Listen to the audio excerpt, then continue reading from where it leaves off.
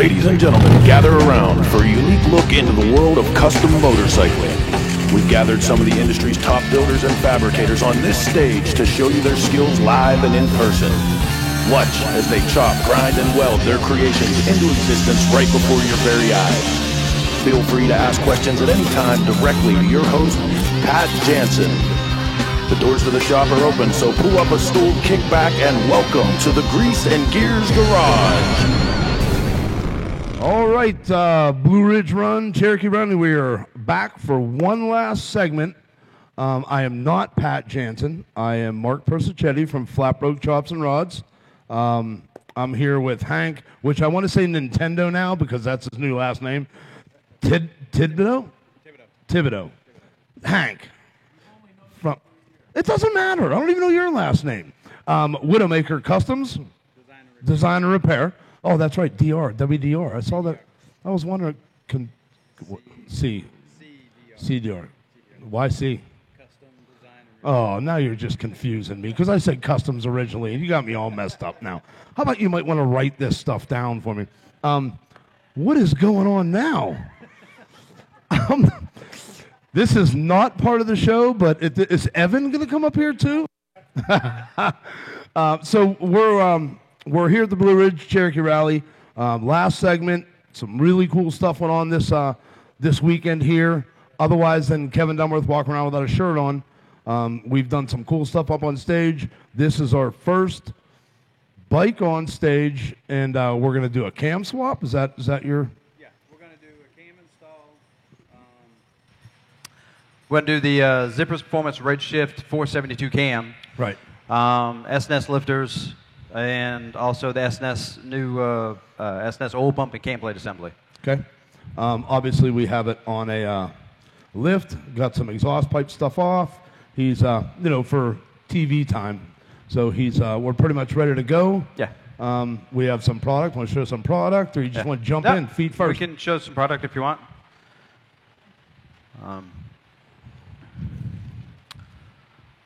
So this is our cam setup that we're going to use by Zippers Performance Redshift.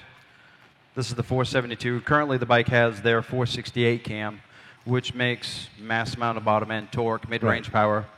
On the 107 it makes roughly around 105 horsepower and 115 pounds of torque. Right. On the 114 you're looking at about a 5 to 10% gain with that same can.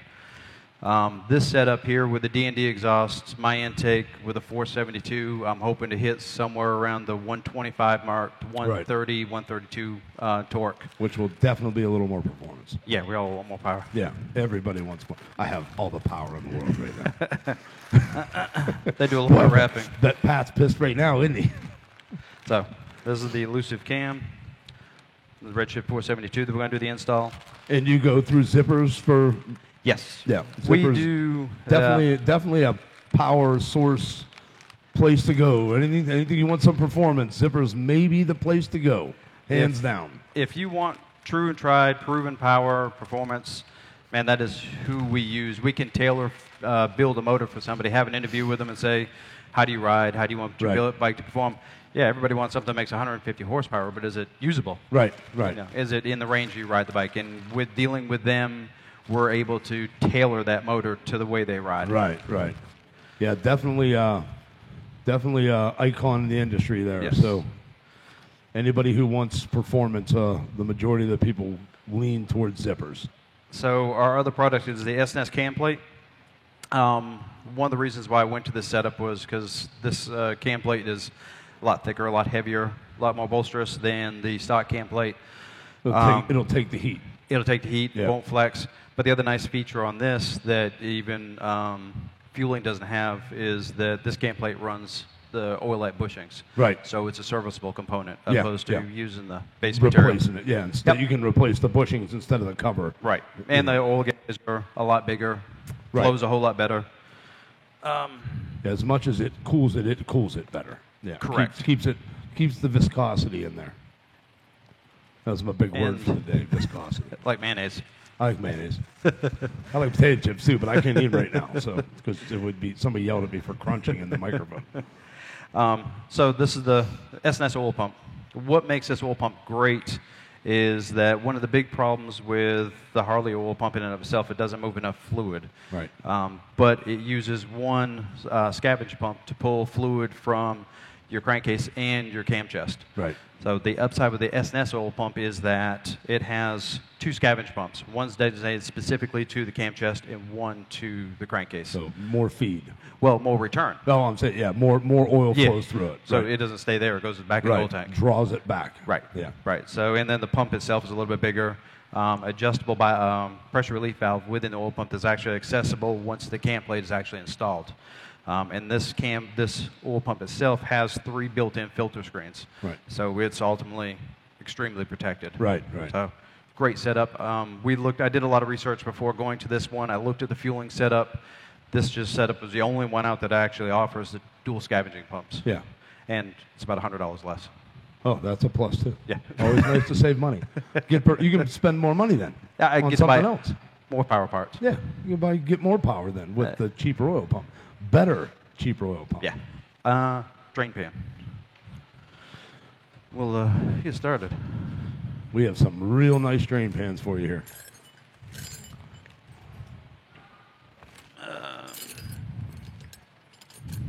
These are Flavor Saver pans. Hey, we've been working out. You know, we don't play no games up here. The only thing that's wrong with these pans, they didn't come with French fries and a cheeseburger. That would have been great. That's pretty good. Boy, here we go. Now it's my turn.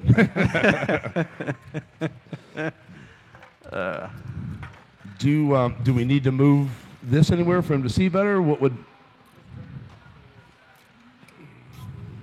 How's that?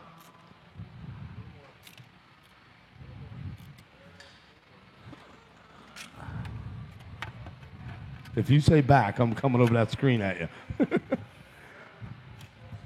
Need me to hold that? Well, we just got to come up with some way to.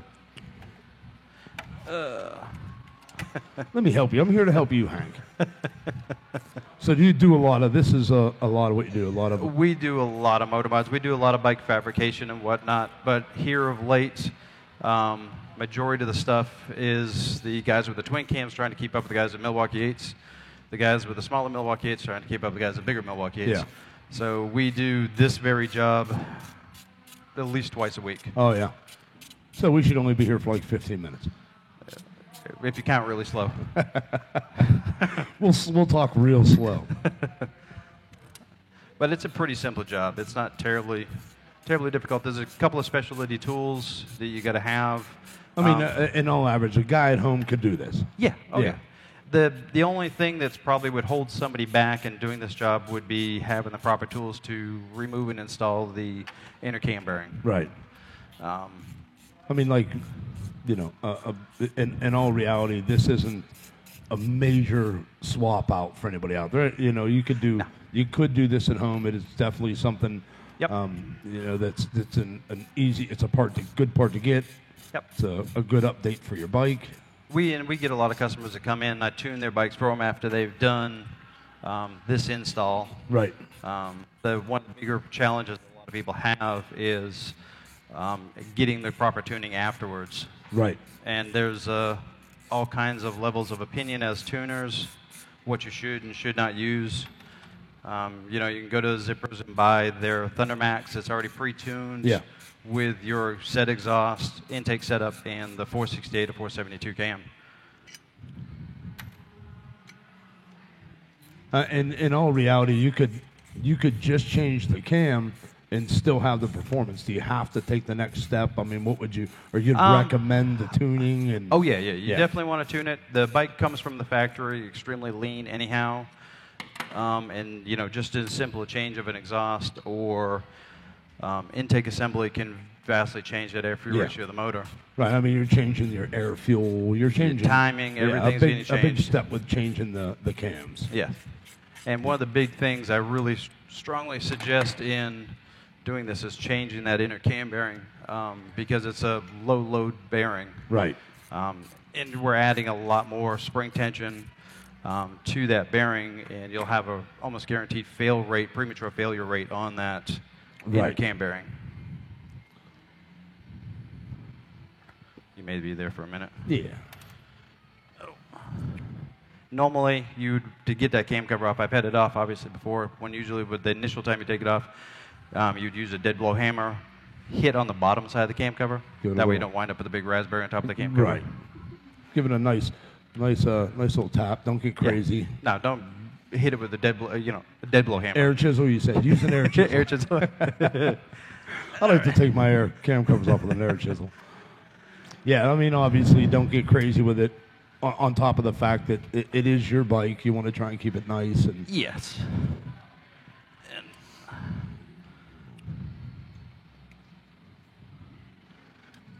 And again, I've already been in this before, so we've already got adjustable push rods in here. Right.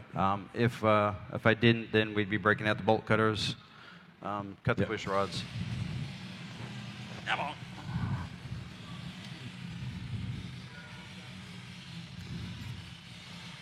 What's that? Can't hear it. Oh, yeah. What's that? It's almost like a backwards valve tool. It's a push tube cover compression tool. He wants every tool. I- Don't explain it to him. He'll buy one. A lot of guys will use a set of screwdrivers and come up on the backside here. Yeah, Push it down. pry down. You can do that. You can. You can. So we'll buy him a 2 screwdrivers. Two Let new 'em- pocket screwdrivers. They work great. Yeah, let him push down on the back. Huh, oh, wait.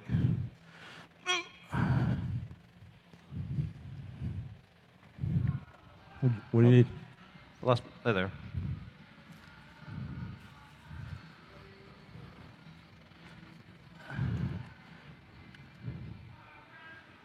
You want to move that, and I'll stick a. There we go.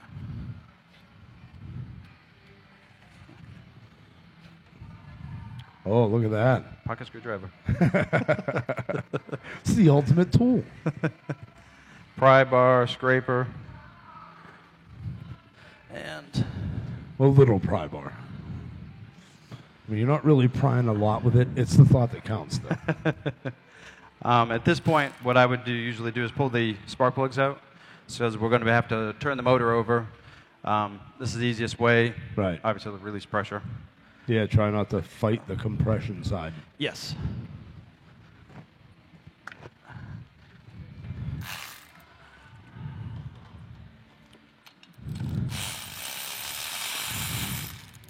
He's showing up with all his fancy cordless ratchets, and oh boy, you're not making this any easier. Nah. I mean, for you are. Oh, for, hell yeah. For me, you're not. Yeah. I'd say we're Yeah. burning a little rich. And you've worked at, is this your personal bike? You've worked on this bike? Yes, this is my personal bike. I got crap for a long time for Yeah. giving other people crap about having a bagger. so I broke down and got one, and Yeah. I love it. But the upside is I've done the changes I've done to this bike has made it in a sense of I like to ride it. It's like riding a crotch rocket with bags. Right. Yeah. Yeah, the performance factors Yeah. is definitely there. Yeah.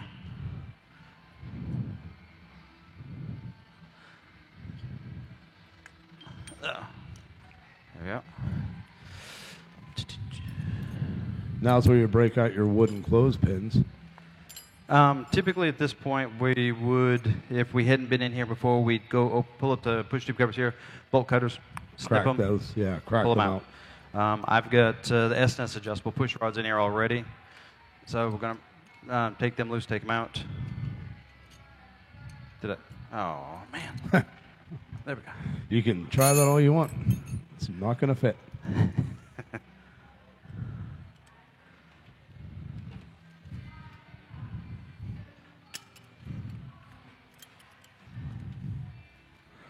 So you do a lot of these. What other stuff do you do? You mostly a lot of maintenance. We do the main core of our shop really is service and maintenance, and that's probably the biggest majority of what we do. But we do literally everything and anything in between. Obviously, you do full-blown customs. We've seen some of the stuff you had here. Yep. You have some really off-the-chart stuff. This year we weren't able to come to the show with any new builds, and to be quite honest, it was a opportunity to me to kind of take the time to look back at what I've done Yeah. to be able to move forward, if that makes any sense. Oh, yeah. Um, Yeah, I mean, sometimes you have to take a step back to, yeah. see where your next step's going to be. Yeah. So it was, coming to this show every year. It's a challenge. Yeah. I've been really fortunate the last 2 years that we've been here. I've been able to take a 5th place. This year we didn't do anything, but we were able to be in the graces of some really talented people.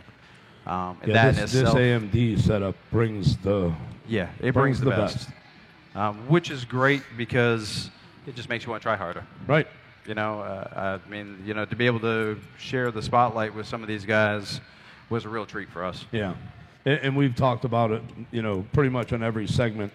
Not only is it a competition, because it is a heavy competition, but the camaraderie between everybody. I mean, earlier today, everybody, the bunch of the builders, Chris and Heather and a bunch of people got on a bike and just went for a ride just to go see the sights, because a lot of people forget we come to these events, we never get to leave, we never get to walk outside. So for all of you guys to get together and be such good friends and yet come in and compete for some of the money that's laid on the table for these builds, or for the prizes, it's sometimes hard to believe people don't think there's more arguing and bickering about it, and there's none. We all kind of walk around, look at each other's bikes, and pick ideas and steal ideas, but don't tell them about it. Yeah, inspired.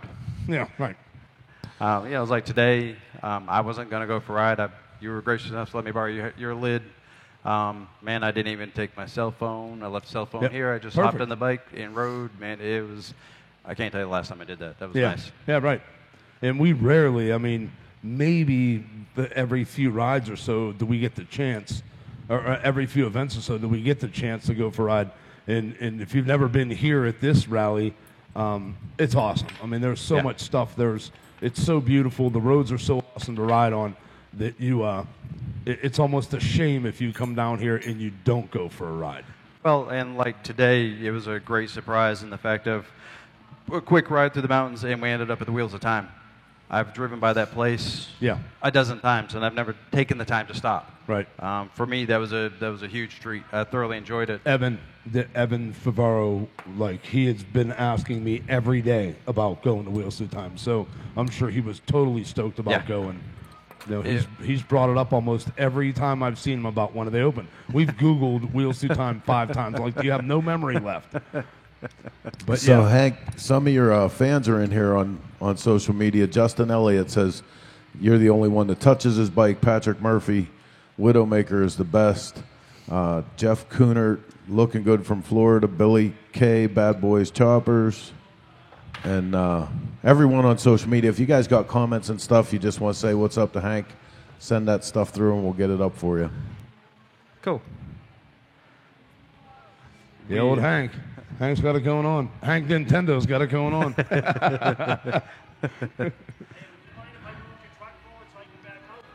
Yeah, Patrick. Not doing anything here. See. Yeah, it's come to the end of the rally. Everybody's loading up and pulling out. Yeah. And it's always sad. I mean, to get to hang out with all these guys and to see everybody, and it's always a bunch of laughs. I mean, it's definitely it's a lot of work, and we all put a lot of time into it, but it's so rewarding in the end to see the stuff people bring to the table and the cool things that everybody builds, and to get to learn stuff, to take the time, Hank taking the time from everything he could be doing right now to come up here and do this, on his own bike on top of everything else. So. Well, this is the only time I get to work on my own bike. Oh, I bet, yeah. This is some of the important stuff for us, too, because, Danny and all the guys from Zippers are super supportive of everything that we do. Our very own War Pony motorcycle, which is our Bonneville Racer, completely built in-house in Zippers. Yeah. Fastest motorcycle I've ever ridden. Yeah. S&S, same thing. We've been doing motor builds and performance upgrades with S&S forever. So on top of the fact that it's great to watch all the fabrication and stuff that goes on here, this is the brand new motor family, man. This is, you know what I mean? And to be able to show some of the performance upgrades that are going on for the Milwaukee 8s, we're really lucky to have this time to do this. Yeah. Well, the Milwaukee 8, has got kind of a bad rap, and I correct customers all the time on it because, man, it's the first 100% new platform that Harley has come out with in decades. Yeah, in a while. It stands alone from any of their other motors, and yeah, like anything, it's got growing pains. But man, it is a stellar motor. I mean, just really, really thought out really well, put together really well. It's got its hiccups, but they're all simple fixes. It's not anything that's really what I've seen as a big deal. Now, yeah, there has been major engine failures. It's arguable whether or not they came from the manufacturer or if they came from abuse or neglect or lack of maintenance. Or there's a fine line in some of that. Yeah, so there is. And a lot of times people, they get on these things, they read the reviews, they check out all the information on these bikes and find out how powerful, and they get on them and they beat the crap out of them, and then they can't understand why they're having issues. I mean, you got to respect the machine. You got to if take care of it. If you're not going to be willing to take the time to fix it, you don't beat it like that. Yeah. Nope. And we go through it all the time. We ride hard. We ride everything we own hard. We build it to ride it. And people look at our bikes and say, "Oh, that's beautiful, but you can't ride it." We ride. Yeah. But guess what? We take a lot of time and we fix also. So it's not all give. It's not all take. There's a lot of give that comes with it. Funny thing about the M8 and what it represents for Harley as far as evolution, the engineering capacity, if you think about it, Harley-Davidson, to their credit, they've done some amazing things all the way since the Evo, like keeping up with the times and the evolution of product. But by and large, Harley-Davidson has always been out in the field. They learn things from the aftermarket, whether it's performance or custom aftermarket, and then they bring it back and they incorporate it in the model. The M8, to me, represents the first time Harley-Davidson has been slightly ahead of the curve. Yeah. So Harley started doing a performance bagger 2 minutes before the performance bagger became a thing. You know what I mean? Because if you ride this bike, the power delivery, like just stock through the range, like it's unlike any other motor Harley's ever put out. Well, it's something you can get on even out of the box and be thoroughly impressed. You can get off of a cammed up, partially built 103 and think you've ridden something. Get on stock 114. Yeah. Man, and you will be thoroughly impressed. We talk to customers all the time that are talking about, taking their twin cam and trying to keep up with the guy with the Milwaukee 8. Yeah. And, I usually sit down and have a heart-to-heart with them and be like, think about what you're doing, your investment. Yep. There's a lot to be thought about there. You really want to put $7-8 grand into the motor of that bike, only for that guy with that stock bike to just put a cam in it, and you're back at square one. Again. Yeah, you're back to chasing them again. Yep. Oh, and on top of that fact, I mean, you got to keep in mind, and I know people frown. I say this a lot. People frown when I say it. I mean, the performance is one end of it. And you're on a bike, you can only go so fast. Safety is the most important thing. Right. It's got to run good, and I understand that whole concept, and you really want it to be, the fastest guy on the street. But in all reality, you can only go so fast. So, you can be the cool kid all you want until that pavement touches your skin. Everybody breaks out in a rash. Right, exactly. For some reason, high speed and pavement causes rashes that people don't want to have fixed. We were just doing 70 miles an hour through a tunnel in a bend on the Blue Ridge that's Parkway. Right. You almost just killed poor Austin Andrella. My front end was bouncing about 2 feet per sweep, and I was thinking how glad I am that we pay attention to safety. Safety first. Hey, you had a helmet on. That's all that counts. Yeah, but in general, I mean, you can only go so fast. If you're going to take this thing and you're going to run it down the track or, go the extra mile, then, I get the power performance deal and well, the whole, but the also, whole 9 yards. The upside with this particular bike here, the way that it's set up, there's so many areas you can go with and not do motor work to make the bike fast. Yeah, the suspension is severely upgraded over the years. Right. but there's products out there to take it that next step. If you Yeah. don't want to go in the motor and you want to make the bike handle better, brake better, ride better, Yep. suspension. And that's another factor. Keeping in mind with the speed also comes the braking. Yes. You go really fast. If you don't have the braking, you don't have some stuff situated and figured out, you're going to have another issue there, whole another issue on your hands. Well, and that's why, like, we use, we deal a lot with Mike Alex and them at Suspension Technology. Yeah. In this particular bike, I've got their brand new drop-in cartridge setup that they've redesigned. Man, top notch. Oh, yeah. It is a killer setup. We've installed several of them. Their rear shocks are tried and true, Yeah. and we install those on a regular basis. Yeah, and again, these are people that have researched that you can trust their opinion. You Yep. know this isn't a product somebody's just trying to, the old Joe, or the old Exactly. Tommy Boy, they're not selling you a quality box with a part in it. You know what I mean?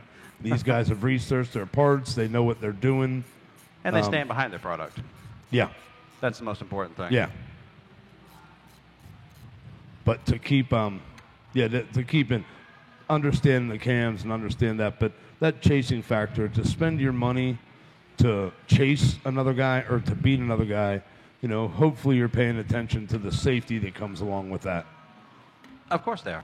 Yeah, right. Yeah. Just trying to be nice, Hank. Oh, boy. Here comes that Evan Favreau again.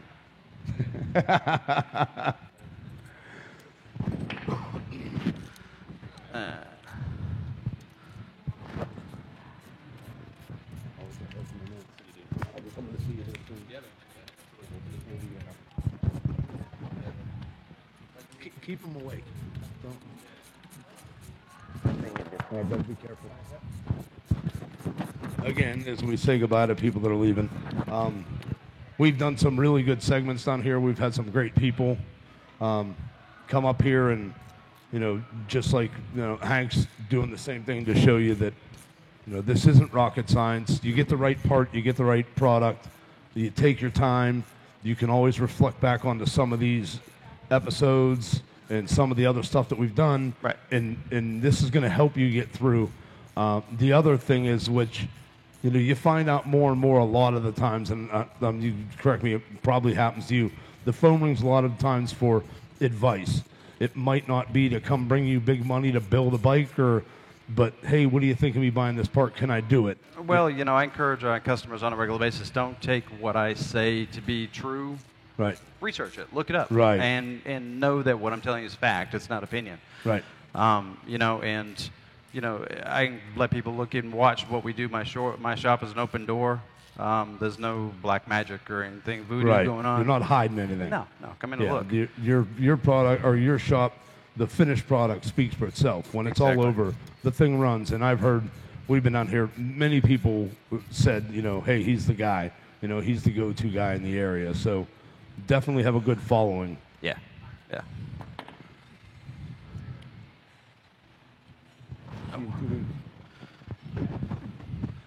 Okay, as other people leave, Brian Butera leaving, the winner, AMD winner this year. Great bike. Gorgeous motorcycle. Killed it. Just killed it. Couldn't be prouder of Brian. Yeah, but like people calling and asking for advice, and that's another thing we had talked about up here. Like the times have changed. Before, you know, 10, 15 years ago, a lot of people you call, they wouldn't give you the time of the day on the phone. Right. You know, now people go out of their way. They'll take the time to explain to you why, you know, and not solely for your business. Right. But, you know, in all reality, it's sort of changed. Like there's a camaraderie that's a part of this industry now that's great. Well, and you see, and we see it in our area, there's some competitive shops that are out there that try to undermine each other. Yeah. There's Doesn't no help. need. Doesn't get you anywhere. No. Eventually, all that crap comes around. Yeah.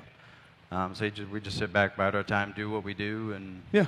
it's all good. And that's it. If you concern yourself more with what you have going on and making sure your jobs are done right, your finished product's nice, Right. you know, that you're a bigger winner in that sense than you are trying to beat somebody out of a $100 bill. It's not going to get you anywhere in the long run. I've built my business, and I make a living off of all of the jobs, not just one of them. Right. You know, it's the loyalty like of the customers that have, you know, commented on the segment so far. You know, them following what we do and having, you know, that loyalty in what we do.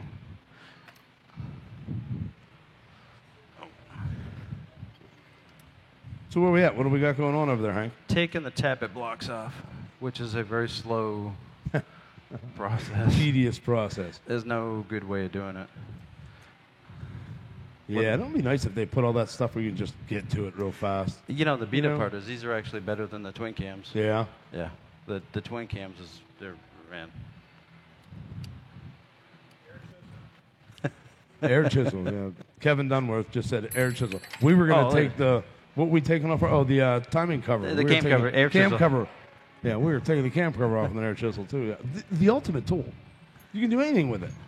Man, you can take the bike all the way apart with an air You chisel. can. It's You can. more challenging to put it back together, though. Well, that's a whole difference. Somebody else has to worry about that. You know, if we had to concern ourselves, we wouldn't use the air chisel in the first place.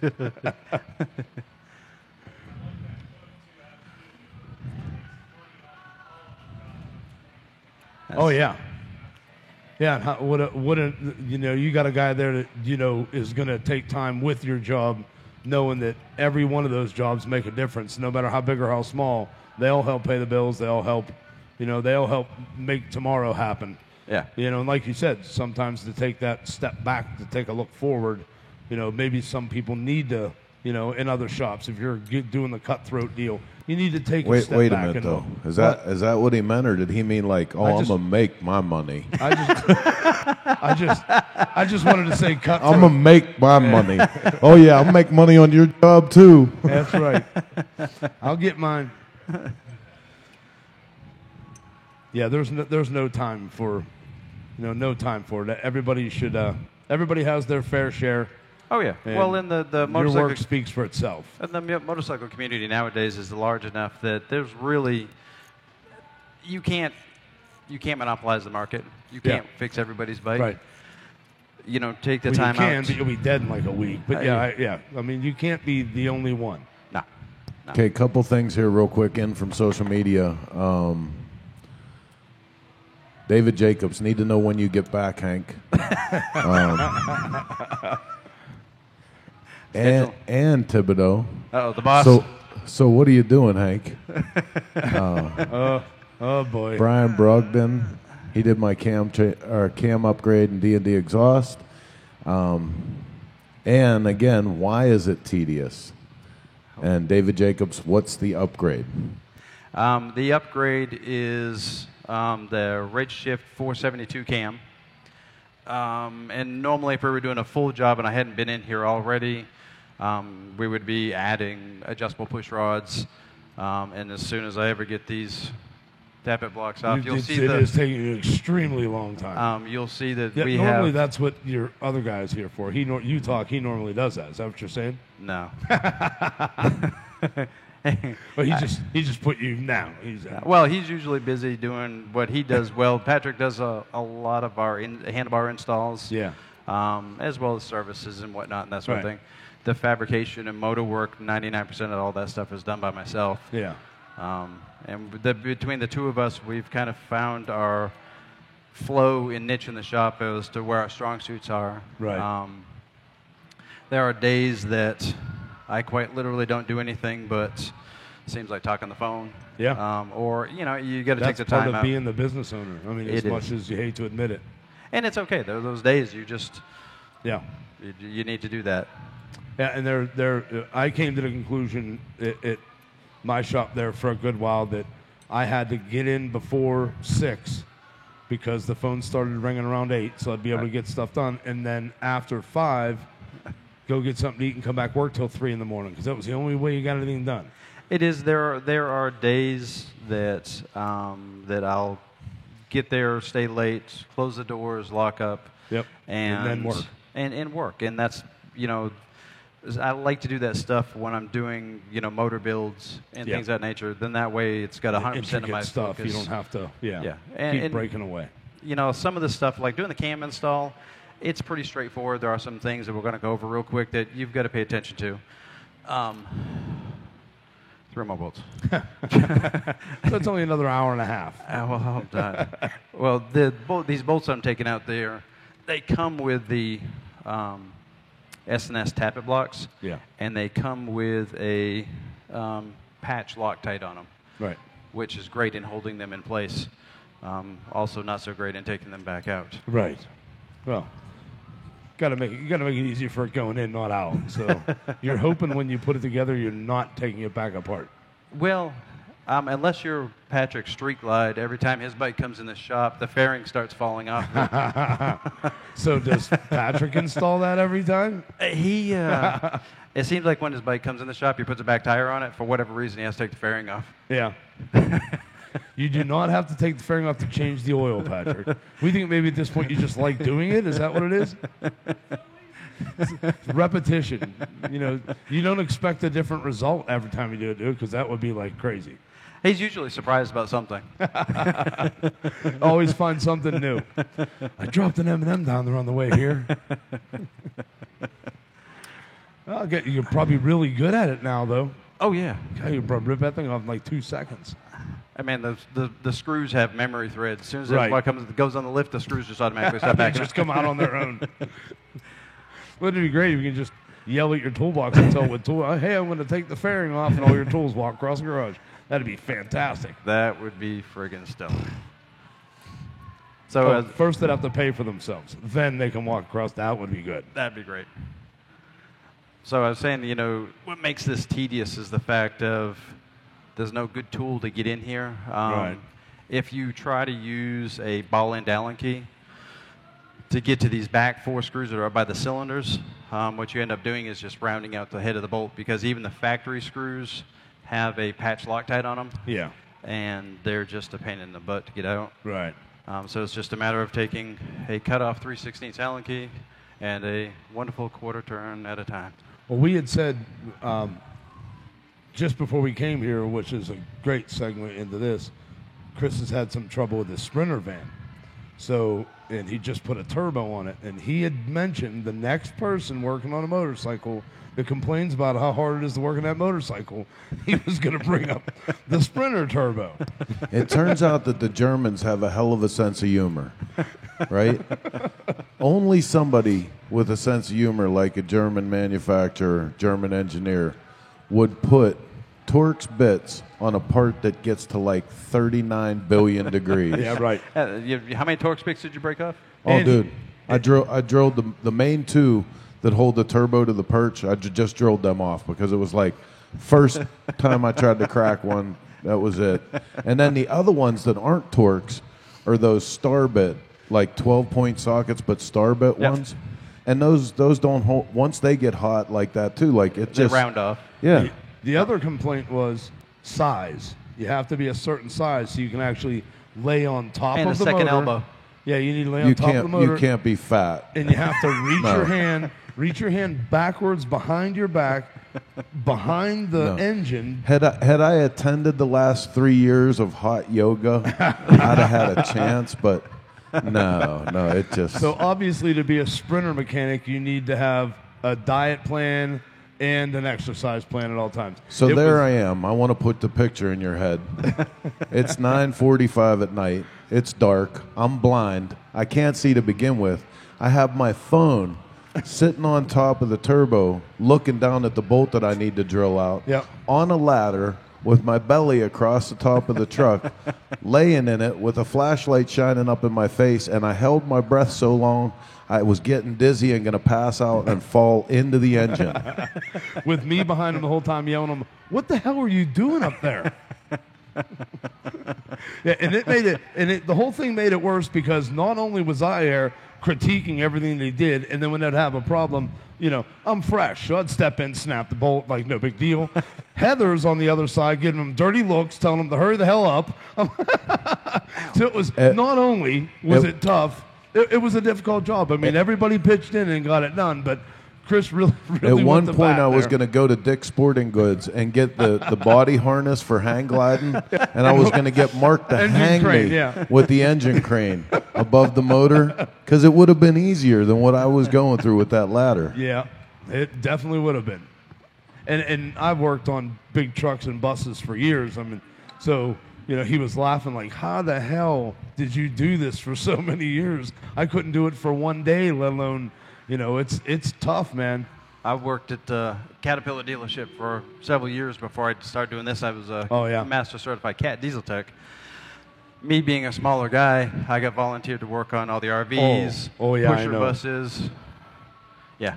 Yes, sir. Man, it's amazing. It's amazing. I did school buses, tractor trailers, and garbage trucks for almost 13 years, and it was it's a very unappreciated job. Yes, it was. It was an experience.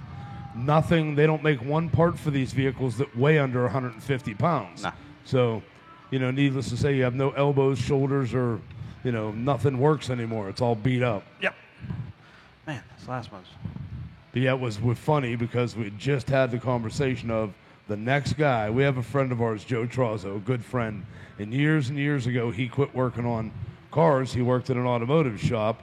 He quit working on cars and started working on bikes, and he'd always bitch about how hard it is. I'd tell him, shut up.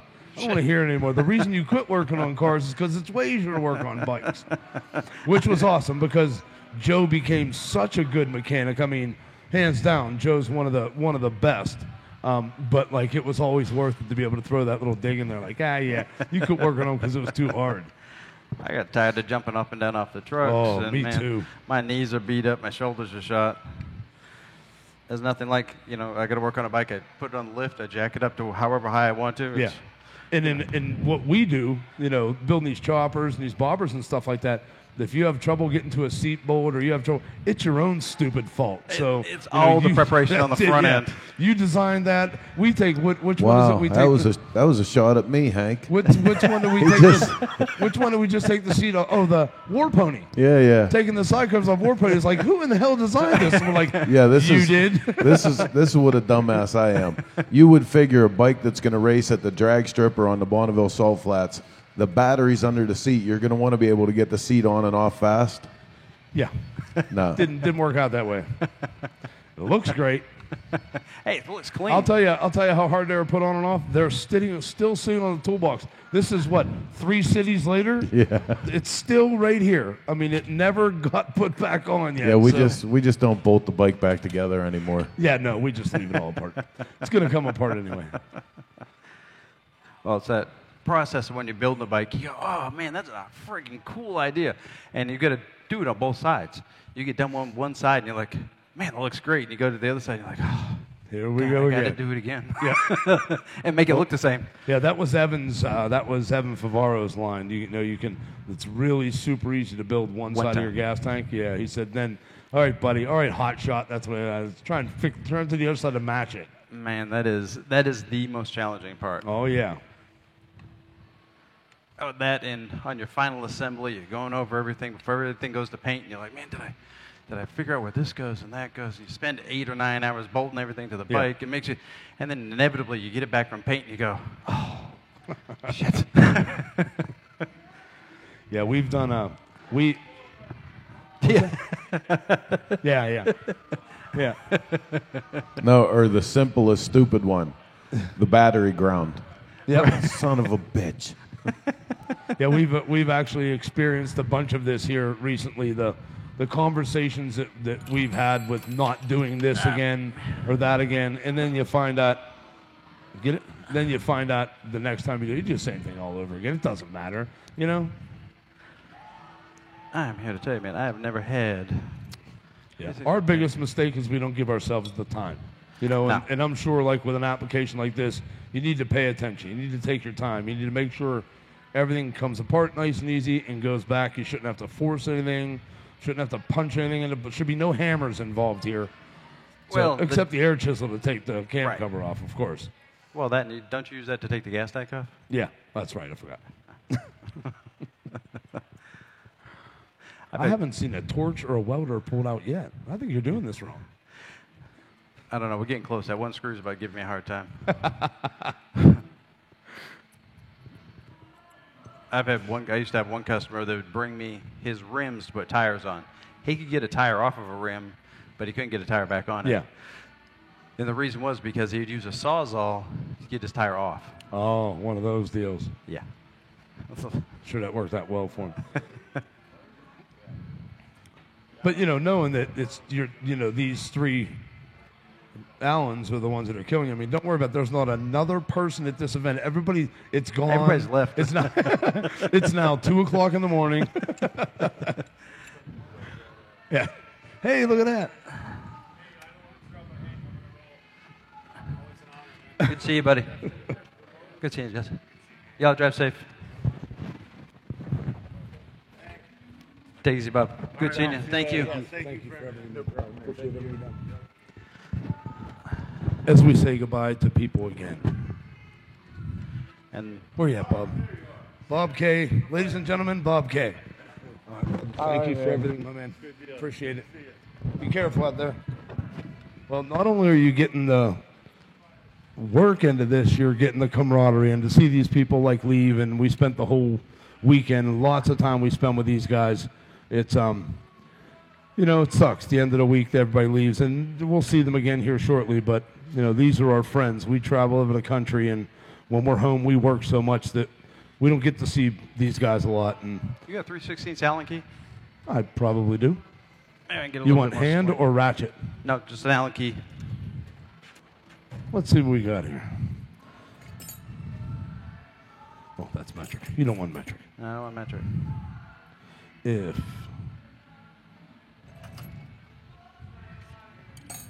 I was missing. let's see what we got. Anything closer? That's metric also. 5 millimeter, It's going to be in that one right there. 6 millimeter, Quarter inch. 3/16. Let me try Fine. this one. Hey, look at you go. Is this?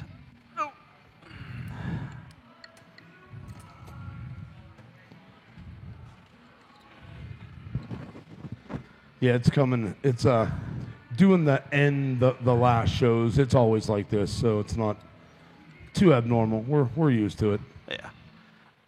Oh, that somebody apologized earlier. They were like, "There's nobody here watching you." I was like, "That's fine." Yeah, that's good. Not one person's critiqued anything I've done so far. Yeah, I think I've been my own worst enemy. it was, and we go through it a lot because obviously not only do we do these shows, but sometimes there's a bunch of people out there watching us, but a lot of times it's just our friends, and that's tough. That's a tough crowd. Oh, if you screw up, somebody's gonna call you out. Right, yeah. Not only that, they ask you the dumbest questions to confuse you, which is good. It makes light of it, and, that's the perk of the job in all reality, because we do a lot of work, but in all reality, we get to do, what we do is a lot of fun. It's something a lot of people would really wish they had the opportunity to do. And Oh yeah. we have to, again, thank Progressive Insurance for giving us the ability to bring grease and gears to everybody out there. We have to, thank all these events, Blue Ridge Cherokee Run, Sturgis, and all the places we go all over the country. And we built a bike on an IMS stage, and like the opportunities, it's something that a lot of people would never get the opportunity to do. So we're very lucky. Yes. Well, and, that as much as time as I spend working, there's never a day that I go in the shop and I go, "Oh man, Yeah. I got to go work on motorcycles, test ride bikes today." Right. Yeah. Unless it's 25 degrees outside. Yeah. Then Patrick test rides the bikes. Oh yeah. Yeah, it's you know what, I have both ends of it because I have another business that I do too, and I so much enjoy this more, than the other business. But Right. you got to do what you have to do. That doesn't take for 1 second out of what we produce and what we put into what we build. Right. So, it almost makes you feel good that you have the ability to, you have the opportunity to do both, Right. know? And I So used you're to do very lucky. I used to still do truck repair, mobile truck repair, and over the last few years I've kind of stepped away from that, and the business has just kind of moved in that direction. Not Yeah. anything differently than I did, but it just for the better. I think I thoroughly enjoy what I do, Right. and we get a really strong following with the people, and a really loyal clientele base. It's just Patrick and I, and we maintain upwards of 425 to 450 clients a year. Yeah, right. And that's good. That reflects on, obviously you're doing a great job. Obviously people appreciate that, they like the work that you do there, so they're coming back. Yes, yeah. Well, and they, not just this time. They buy a new bike. They come and ask our advice and our opinions, and they know that we give them the right information or honest information. Right. Yeah. We owned a Cherry was worried he was interfering with us. I'm almost there. I'm in no hurry. I'm apparently moving down here at the rate we're going. It's all right. I'm coming to work for you from here on in. So, I need somebody to answer the phone. Patrick, I'm going to take your fairing off the next time you come in.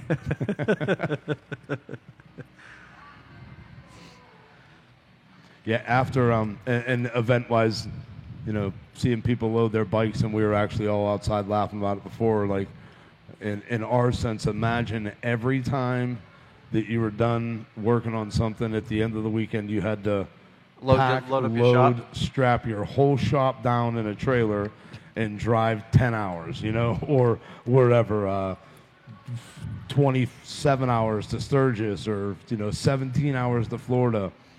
It's very trying. It's super rewarding. It's definitely worth it in the long run.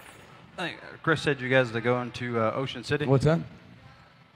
Well, it is rewarding. It doesn't mean that, most people hear that. I don't know. You know me, but I'll just tell it how it is. So, in most cases, that's usually why they don't give me a microphone. And Pat, this is your fault. Are you done with it finally? Finally. You have finally got, those are the longest. I got 8 screws out. Whatever. Whatever, Hank. Whatever, Hank Nintendo. So this is what we typically we install, and I'm going to take them out. These are the SNS Tappet cuffs. The stock ones are a plastic molded cuff. Came from using from 2004 later, they used them on the Sportsters, 1200 motors, 883s. It works great. The big problem with the stock ones is you start going to higher lift cams, they don't give enough travel for the lifter, so you have to go. So is this a kit? Do you buy it as a kit, or do you buy each individual piece? We buy the kit. Is there multiples? You can interchange this one for that? You can interchange. When we buy a kit from Zippers, it comes with the lifters, adjustable push rods, intercam bearing, camshaft, gasket seals, all that stuff. The only thing that's extra that's not in the kit is the SNS Tappet cuffs. Right. I'm working with my sales rep, Steve, and they put together a lot of, or put together kits for myself. Right. I work with him a lot, and I say, hey, man, order my normal. Yeah. He knows what that normal is, and he puts that together for me. And so now, like when I order a kit, I'll call up, and my kit includes the Tappet cuffs. Right. Everything. Right. But normally, if you go online and you order it, you got to order the Tappet cuffs separately. Yeah. They're highly suggested. It's on the page, if you go to their website, suggested items. Yeah. They strongly recommend it. They're not expensive. They're $45. Yeah. And you'd recommend changing them? Yeah, yes. No questions asked. Nope. It's one of those situations where I hate to say I don't give my customers a choice. Yeah. But there are certain things that I strongly influence on. Yeah. Well, on top of that fact, like you said, your concern earlier is giving them a good job, and if they want the good job, then you go back to the person who does it. It's the one that you listen and take their advice. Right. It's kind of like when we do the twin cam installs. My go-to build is doing the Axdell bypass valve and Zipper's dual piston cam chain tensioners. Yeah. It's built into my quote when I give it to the customer. Again, I hate to say I don't give them a choice, but if they want to say I don't want to spend that $220, then okay. Right. This is the ramifications. 9 times out of 10, you're going to wind up with a noisy valve train and things of that nature. These are all things that you may not see on the dyno, but they're things that you're going to see later down the road. It's going to give you longevity. Yeah, it's going to give you wear and tear, and if there's a breakdown, the breakdown is not from the part, but from the parts that you should have replaced. Right. Yeah. Yep. Which obviously you don't want. No, we try to encourage our customers. If they come in and they're saying, "Hey, I want an exhaust," and I try to get customers to look down the road and suggest that, okay, if your end game is to, I got a 107, I want to build it to a 124. Okay, well, buy an intake and exhaust that's going to get you there. Right. There's no need to spend $1,500 twice for an exhaust. These are lifters. These are actually S&S lifters. There's nothing wrong with them. But since I'm changing cams, lifters and cams wear pattern together. Right, yeah. And we want to put fresh ones in with a new cam. You could leave them in there, but like you said, that cam does wear to a lifter. It does. And in its own way. Right. And would it, in the big scheme of things, with the average person, would it make a difference in the life of the cam? The cam itself, right. Not really. Yeah. For my own peace of mind and knowing better, right. Yeah, it makes a difference. Again, that reference back to the guy that's doing it, the guy with the experience. Right. You know, if you're going to cheap your way out and go buy a cam only and slip it in there, you're not going to get the longevity. And in all reality, you're probably not going to get the performance out of it for very long that you're looking for. Well, and it's one of those, you know, if there's any, well, there's some companies out there that offer cam kits, and their cam kits consist strictly of adjustable push rods, a cam, and some gaskets. Yeah. Again, that's no intercam bearing, that's no lifters, that's none of that stuff. Those are all things that really should be done prior to. Right. All right, so I'll get to the meat of what we're actually doing here.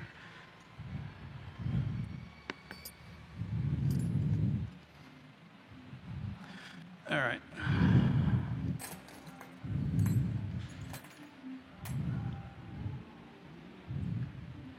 So we're now down to taking off the chains, pulling the gears off to get the housing cover off. We're going to kick our cam chain out.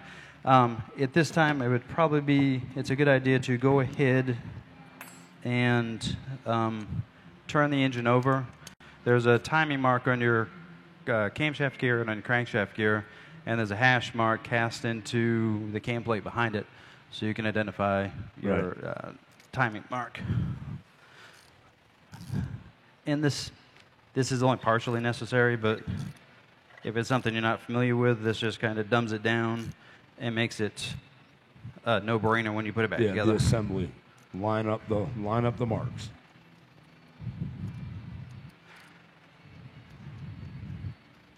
There we go.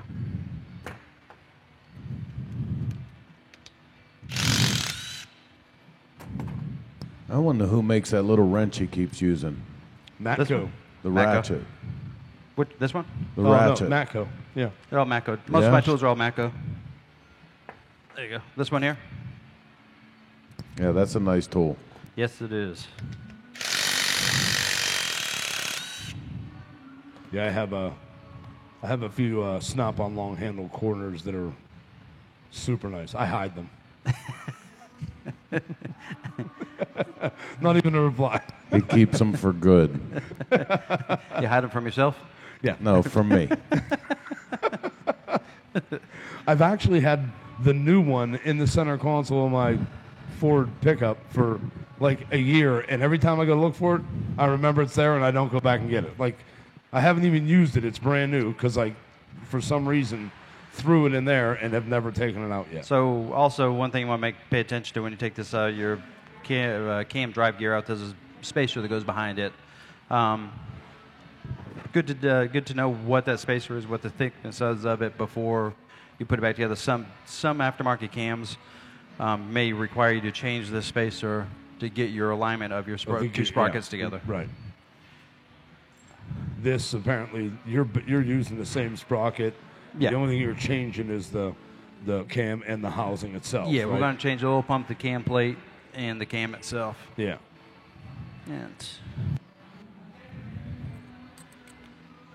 And the one tool that I forgot was I've got my electric impact. Zip, zip, zip, zip.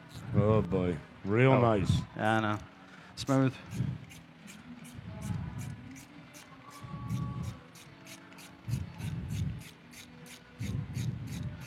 Now here's another thing with these on recommendations. You go through with different mechanics. I've noticed you're all hand tools out, otherwise than the hard bolts. Why? Well, it's because I didn't bring the impact with me. Would you normally use an impact Normally, on with a lot of this? I would use the battery-powered electric impact or quarter-inch air impact on lower power settings. But the most important thing is when you're doing that, you really want to make sure that the bit is a sharp bit. Right. Otherwise, you run a real high risk of rounding the screws out really rapidly. Make sure that the socket's all the way in there. Otherwise, you could take a couple-hour job and turn it into a several-hour job. Yep. And a long wait for some parts if you break things. Yes. And when you're going back together, you normally hand assemble compared Hand to... assemble usually when I go back together. The tear down, obviously we want to make sure there's no problems on the front end. But typically, if you're tearing apart a new motorcycle, the likelihood of you having a problem is slimmer. Yeah. Now, when we're talking about something that's got decades and miles and what on it, then the tear down is a lot more critical, and we're taking our time because you don't know the history and how many times that's been taken apart.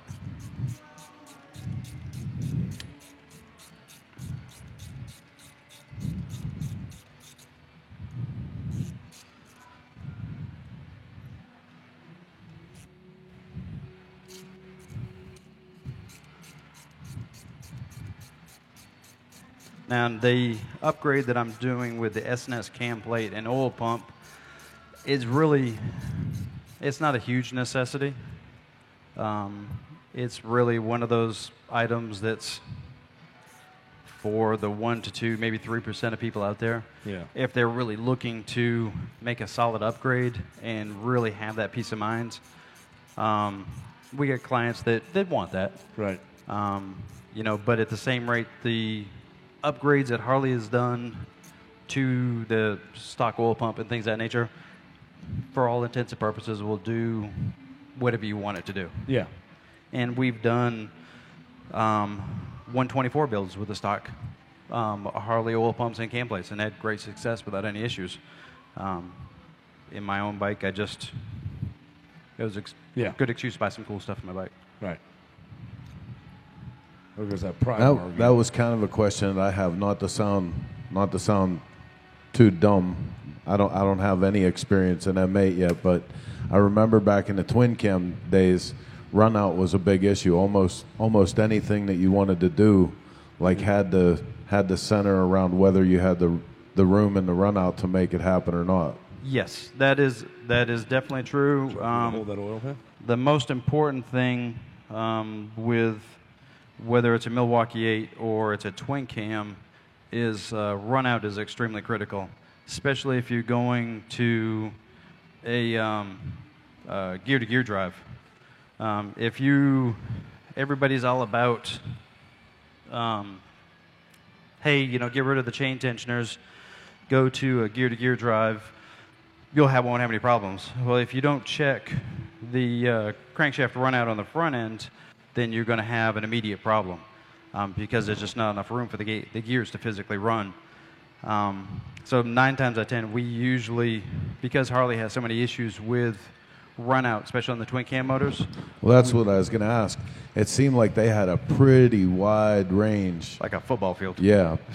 Are you seeing the same thing in the M8s, or the M8's tighter tolerance? The M8s are similar tolerance, but we're not seeing the issues with the run out with them like we were on the twin cams. Now, it's still recommended by SNS or Zippers, whomever, when you do like the cam plate upgrade that we're fixing to do, you check the run out in the crankshaft to make sure that crankshaft and everything's going to work, or that sprocket shaft's going to work right with the oil pump and the new upgraded cam plate. Fortunately, I've already done that on this. I know this setup is fine, but it's definitely something you want to check. And there's our 468 cam. So there you have it. That's what he's been digging on. And he's going to replace. Not that there's anything wrong with that cam whatsoever. Nope, there's nothing wrong at all with that cam. So if anybody needs his cam, call Hank. I think I've got a list of people that want it. And then, so they talk about, size matters. So if we're looking at our cam profiles, you can see. Let's do it behind us on this one. That one there. Okay. So if you look, you can see that there's a lot more duration in the 472 than there's the 468 on that rear exhaust lobe. Same thing with our intake lobes. Got it. There you go. The nose on the 472 is a lot flatter. I'm going to give you more valve opening and timing. This is a great low-end mid-range cam on the 468. The 472 pulls it out a little bit further. Yeah. Starts making power a little bit later, but carries it all the way at the other end. Yeah, more performance on the back end. Yes. Yeah. They might set it in that box right there. That one right there. There we go. So at this time, normally what we would do, we would replace the inner cam bearing from the stock cam bearing to the heavy-duty cam bearing. I've already done that, so we don't need to do that. Yeah. But I did, if you want to see, I did bring the tool with me to use for that. So the tool to remove that inner cam bearing is the same tool they would use for 103 or 96. So it's the same size bearing. It's actually the same bearing. And then the cam plate, cam press tool plate. This one's from George's Garage. If you've ever talked to George, George is an awesome guy. This was actually one of his first ones when they first came out with the Milwaukee 8s. Oh, yeah? Yeah. I got it from him before he printed any instructions. Right, and I called him up, George, I need a cam plate tool. Yeah. And he's like, I just got done with them. I was like, I got like 5. I was like, send me one. So this is their cam plate tool. And you again use the same forcing tool that you use for the 96s and the 103s to actually put the cam bearing back in. Right. The only thing you actually need to buy, if you've got the other tools, is the actual cam plate. The nice thing with this setup, this here is for eyelet holes, so you can look inside the motor, make sure the bearing is getting aligned and going in properly, and you're seating it correctly and straight. Right. Yeah, you definitely don't want to put a cam bearing in. You'll know right away. No, yeah, right. Yes, you will. So. It'll let you know. Yes, it will. As soon as you start trying to adjust the valve, the push tubes, and man, it's awful hard to turn over. But we can avoid that step now. Yep, So. that step to the TV Magic, it's already done. Imagine if we could have already had those tappets on. You'd have been like, you've been done already. You know, the slacker that was working on it on the pre. And then the problem would have been then all your customers would have been like, Hank, I watched it on, it only took you like 40 minutes. Why do you charge so much to do my cam? Yeah, I don't understand why it's so expensive. Hey, Hank, not to slow your work down, but let's go back for a minute when you were talking about the difference in lift and duration of the camshaft.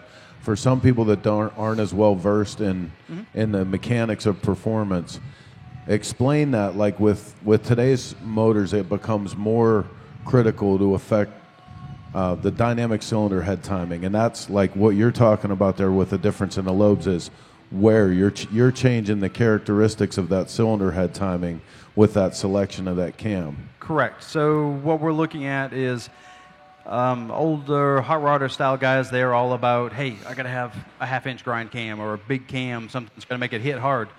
Having a high lift cam doesn't necessarily mean that it's going to make a bunch of power. It all goes down to the mathematics and having the correct cylinder fill and enough volume within the cylinder and the valve train to keep up with said cam.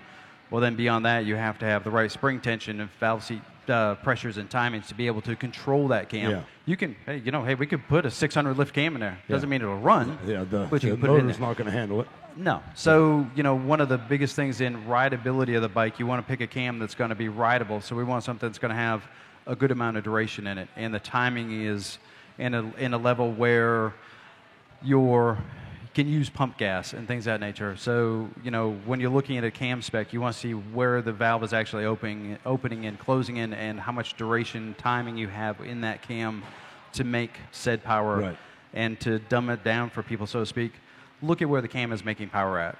A lot of the cam manufacturers now are really good at making descriptions on, hey, this is your type of riding. This is the cam you should use. If you want something that's going to start pulling down the low-end mid-range, great. If you want something that's going to pull out here at 6,000 RPMs, okay, well, you're the drag racer. You're not on the street anyhow. Right, yeah. It's been my experience with these particular engines here, they do not live for long periods of time at 5,500 and 6,000 RPMs. Yeah. That's just not what these engines are built for. They are a low-end, mid-range motor. If you want something that's going to really last, give you mileage, make your power down the low end to mid range. Yeah, right. And I'm going to offend probably some people, and I've told hundreds of people this. This engine right here is built just and designed very much like a Yamaha V-Star or Roadstar motor. The valve train orientation, the rocker shafts, the way the rocker pedestals are made, the way the cam profile is set up, all that stuff is very much just like a Yamaha similar, Roadster. Yeah. It's a simple design. It works. No, it doesn't sound like a traditional Harley because it's got 4 valves. Right. It performs better than a traditional Harley because it's got 4 valves. Yeah. So you got to go with the bad. Right. So, but yeah, I guess that answers everything you're asking. Yeah. The biggest thing I was getting to there is like, you know, what you said. The older motors, it was all about open everything up, push everything through, and you know, as these things become more sophisticated, it's really about that timing of filling the cylinder fill. You know, like that's the thing that the people don't understand a lot on these engines. They don't understand why these engines don't sound like a traditional Harley is because you're not having one big puff or push of air through the cylinder at one time. You're getting volume and you're getting flow through the exhaust. So you're not getting that pop, pop, pop. You're just getting a whoosh of air through there. It's almost like a more organized exhaust. Exactly. Yeah. Same thing with the air going in. You know, the valve time or cam lift doesn't have to be super radical. Like let's take a 103. Common install that we do on the 103s is a 575 cam. That's a huge cam, but it's a bolt-in cam for a 103. Right. Why I take this to a 124? I don't even come close to a 575. Yeah. We're like 527. Yeah, right. You know, and we're on a 103. If we wanted a mild bolt-in cam, we'd be using the Redshift 527. Yeah. On this, we're doing a 468.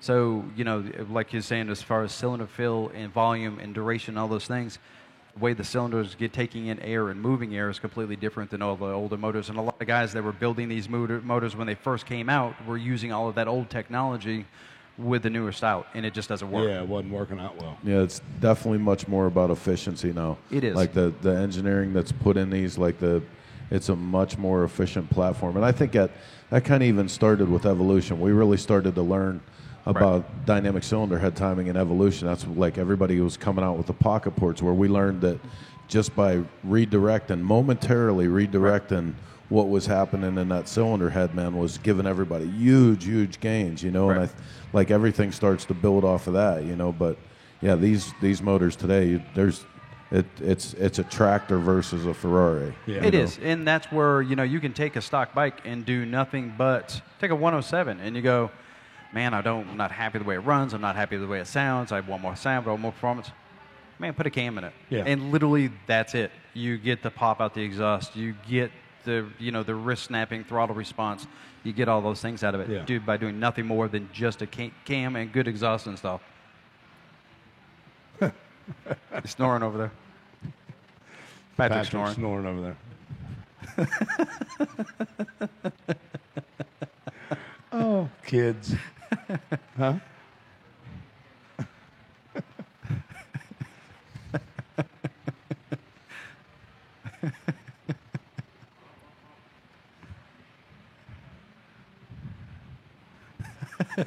This is, I don't know if he's telling us something or this is happening at work a lot.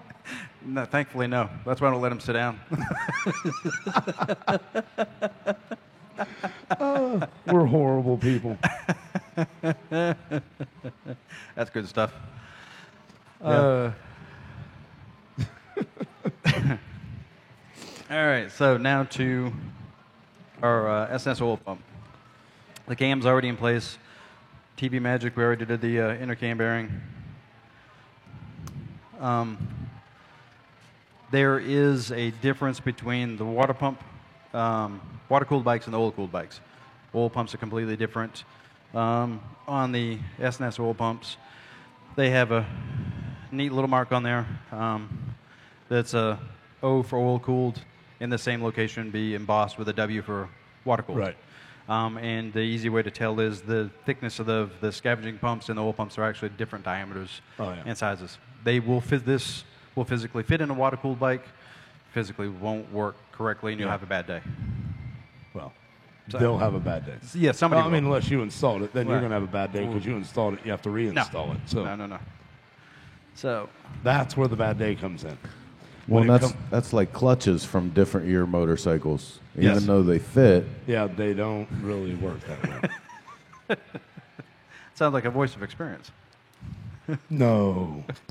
well, in, We have a- in Sturgis, we had a couple bikes that needed clutches, and there's a question over who got whose clutches. The case of the mixed up clutch situation. And we called the one guy who will remain nameless in the presence of the public here.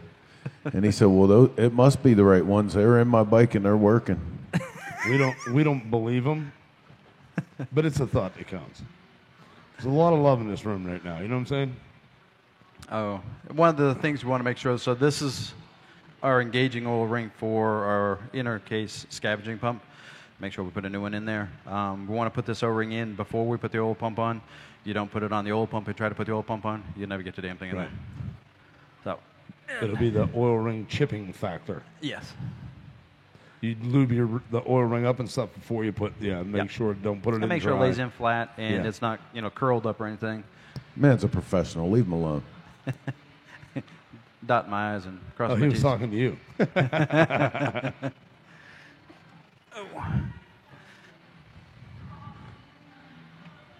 This is my third rodeo, not my first. You have experience. Yes. I've driven by a lot of bike events in my day. So,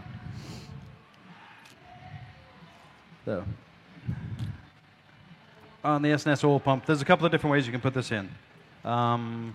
So one way to install it is actually, and it's completely acceptable, is to take the frustrating time and line up all three of those oil pumps and slide it in there. It can be done. You can do it. Yeah. I personally like to take it apart, slide it in there piece by piece. Then that way I can pre-lube all the parts. I know for a fact that we're not going to have a dry startup. Right. Or even when we pre-prime the system, we're not going to have a dry startup Yeah, on a pre-prime a system. moment of no lubrication. Yeah, yep. So this oil pump is pinned together. Let's see.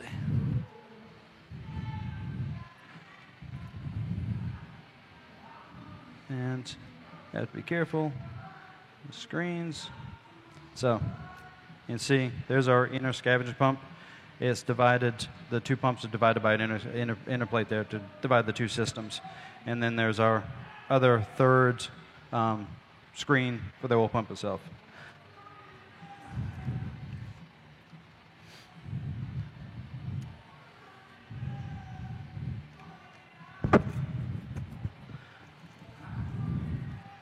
And SNS Supplies, they actually have a really good product as far as their assembly lube.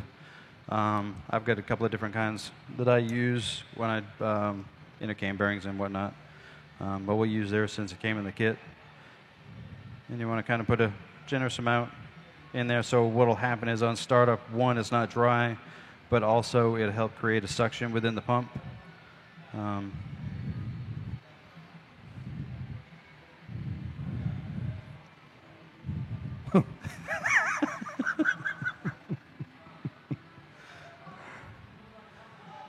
Oh, at least he'll be awake for the 5-hour drive back. Well, yeah, at least you won't have to drive. I need one of those. I need a Patrick. I'll sell them to you. All right. So at this point, we're going to put, and actually, let me show one quick thing. So this, if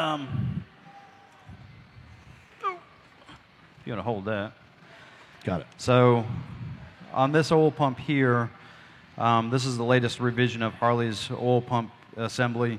In the first part of 2019, they added the seal on the back of the oil pump to divide the two Separate the two, yeah. cases to help scavenge individually and not have any foaming in the oil. Right. It works, and there's nothing terribly bad with it. Got it. Yep.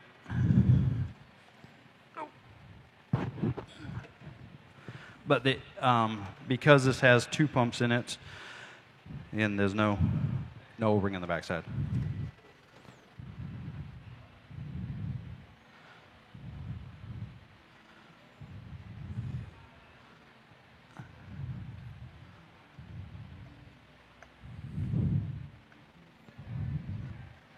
I'm going to slide in there.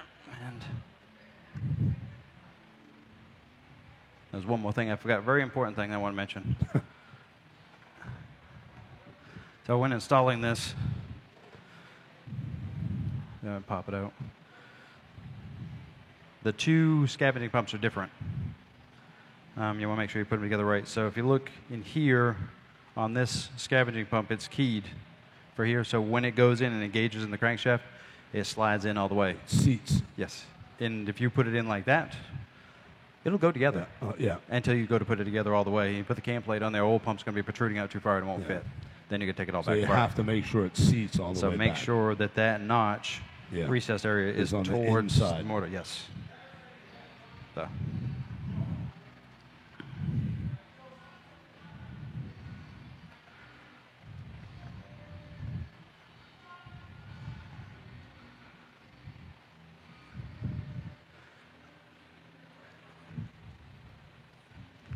Come on.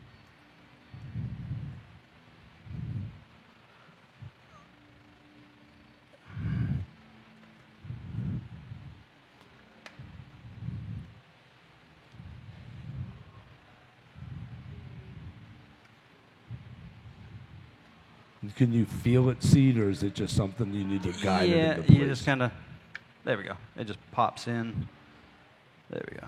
Now, and kind of as you're going back together with it, if that gear was in backwards, you'd notice at this point that It would the be inner gear sticking would be out. protruded Yeah. out. And it's important to be looking at all this stuff as you're putting it together and make sure that everything's in time and everything looks like Yeah. it's supposed to be. And again, you shouldn't need to tap anything with a hammer. You shouldn't need to push anything super hard. Nope. This should all slide together. Nice and easy, just like even these alignment pins there. Yep. They just slide in by hand. Yeah, so if you find yourself having to say, If you're reaching hey, for the hand dead me blow." hammer, yeah, then you're Take it doing apart and check something it. wrong. Yeah. And again, this your dividing plate for the two scavenging pumps.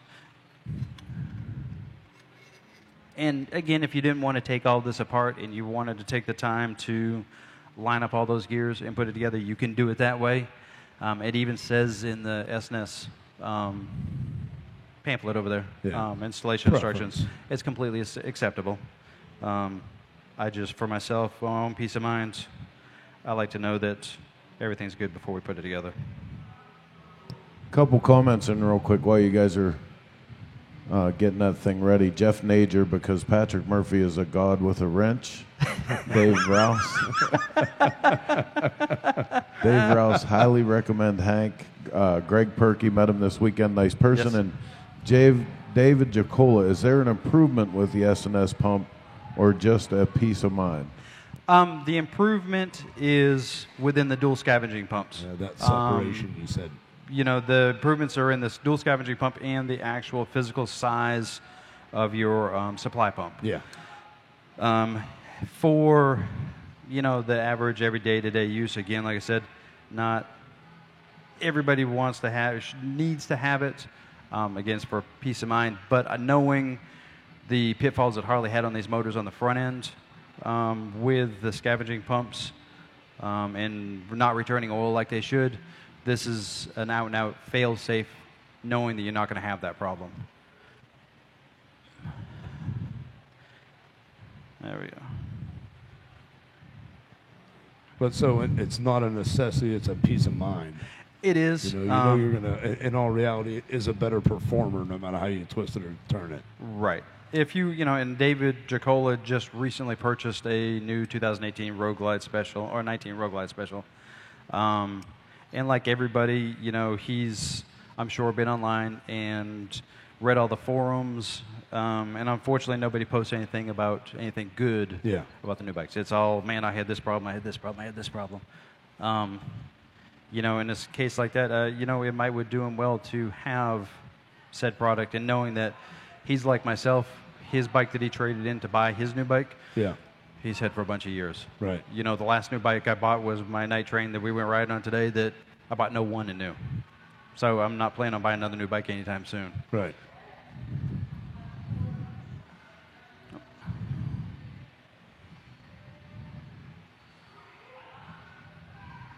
And just to, cover one other thing. So the oil pump pressure relief valve is undecided in here, and it's set from the factory from S&S. Everybody thinks that having more is better. In this particular setup, unless it's absolutely necessary, whether i.e. Pro Chargers, things of that nature that have more demands for oil, don't mess with it. Yeah. A quarter of a turn on this is a roughly 25 thousandths of an inch movement, which equals about 5 psi of pressure. Right. Which could be huge. On these motors is huge. Yeah. And that's one of the reasons I'm assuming is why Harley doesn't put an oil gauge or any way to actually see your oil pressure, because everybody would freak out. Yeah. You get see guys that go from newer bottle bikes and they go, hey, you want something cool and old, and they buy a shovel head or they buy even an Evo. Man, that mug ain't got 3 pounds of oil pressure when it's idle, and everybody freaks out and they loses their mind. Is it ticking? No. Yeah. It's fine. Yeah. There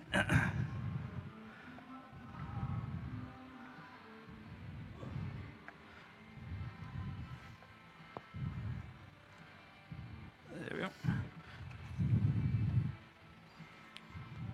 And again, plenty of lube. There we go.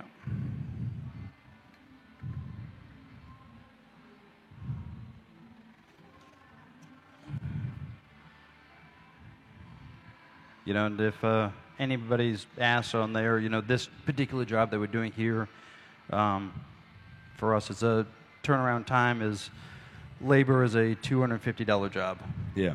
So, we try to price our stuff out so that, there's the guys out there that go, I don't want to spend the money, I can do it myself. We try to price it in a fashion that gives them a warm fuzzy knowing that they're not breaking the bank and having it done. Right. And then when it is all done, they know it's right. Yeah, and that's the peace of mind. I mean, Yeah. if you're not good at it, sometimes it's better to watch somebody else do it a few times. Well, and if you're not going to do it a bunch of times, is it worth spending all the money on the $300 tools for those special tools to change in a cam bearing? Yes. Or pay? Heather's not even in the room, and you. In case she could hear him. Yes. Or is it worth just spending the $250, paying somebody to have it done? You Right. ain't got to worry about it. To each his own. We encourage anybody to do whatever they like. So that pretty much concludes our oil pump install. And it's I'll take a quote from Dan. He puts in his motor kits, and Dan from Zippers, he puts in there, the devil is in the details. Yeah. And it's taking that extra time to mic and measure and make sure all the stuff's right, and that's where you get the full potential of what you're doing, your builds and everything. All right. At this point, and now I will tell you, you can run the S&S oil pump with the stock cam plate. You don't have to use them as a unit, as two different units. But I don't think you can do the reverse. I don't think you can put an S&S cam plate on a stock oil pump. I don't think the stock oil pump has enough volume to work with this cam plate. But you can go the other direction.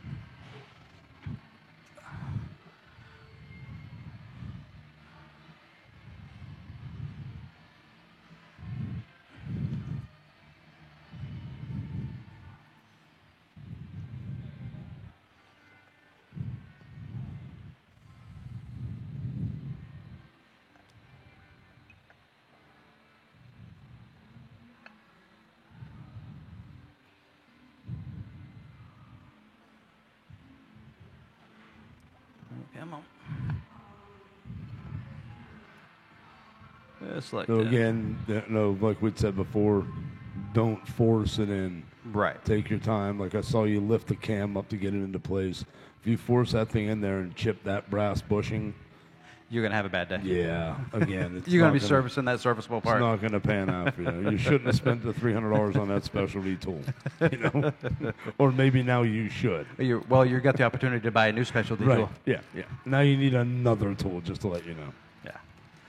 And one of the things I didn't do, and I should have, when you've got that cam plate off before you put it together and you're looking at the face of the oil pump and the gears, you want to take a straight edge. Make sure lay it it's across there. Make even. sure that surface is good all the way across. Make sure you're not going to have any issues. And the S&S oil pump comes with new bolts because the cam plate's a lot thicker, the oil pump's a lot thicker. Your stock bolts will no longer work. Yeah. So you even get a free set of old bolts. You know, there are times when those come in really handy. I don't throw any of that crap away. Trust me, neither does he. I totally understand. He has hot rivets for putting together steel construction of like giant skyscrapers. I don't even know when at Flatbroke Chops and Rods we're going to build a skyscraper, He's but just we got jealous. at least 12 rivets to do it. He's jealous.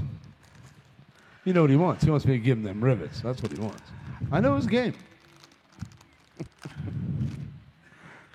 There are certain tools when you need certain things that only certain things work. That's right. And you never know when a monster hot rivets to take it.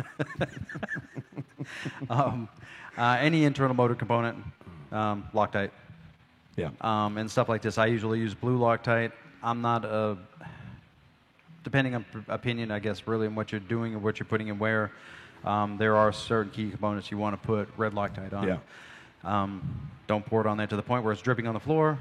Oh, yeah. Little dab will do you. On top of the fact, the stuff's expensive. So Right, that's if it is dripping on the Dude, floor, how about the cost Yeah. of that anymore? Dude, that It's is nuts. a $55 Right. bottle. $55. crazy talk. And they sell the green stuff now in little fingernail-sized bottles. Yeah. You know? Yeah. Yeah, because nobody wants to spend the money for the big bottle. I mean, sometimes you have a choice: feed your kids or buy Loctite. You know. Well, I know the answer to that. Somebody's going hungry tonight.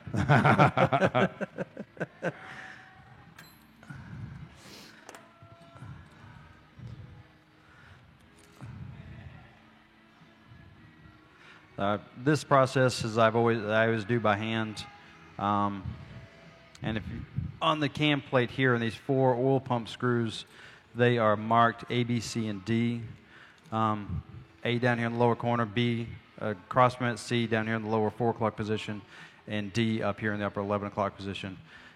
That's denoted for torque sequence, so that when we torque the oil pump to the cam plate, that we make sure that we torque it square and flat.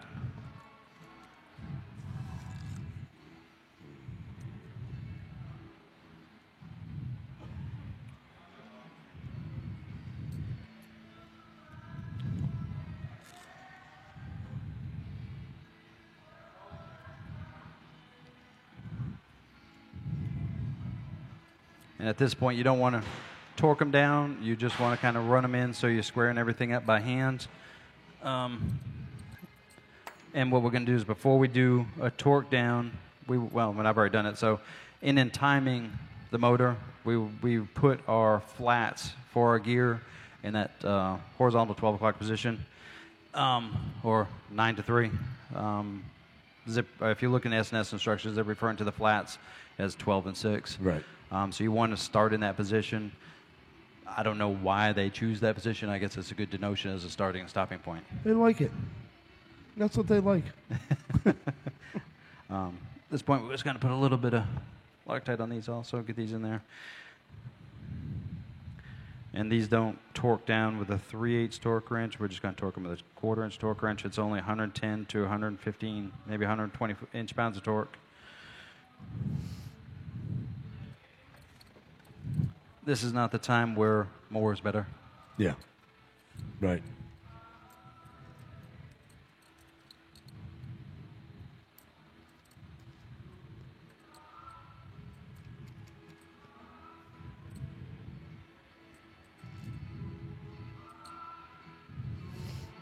I'm actually getting ready to do this very install next week for a customer. Oh, yeah. With the S&S cam plate and oil pump and everything. but we're doing the 468 cam and his 107.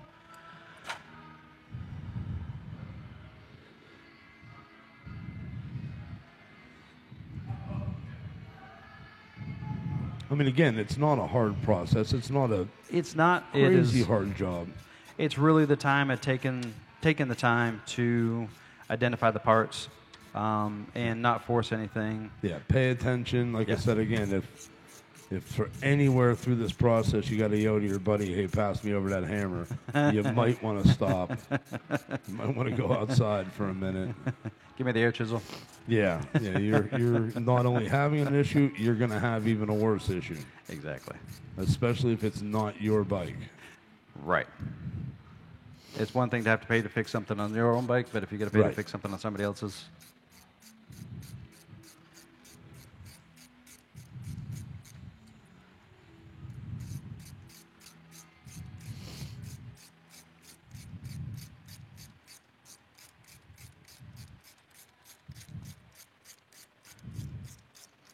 All right.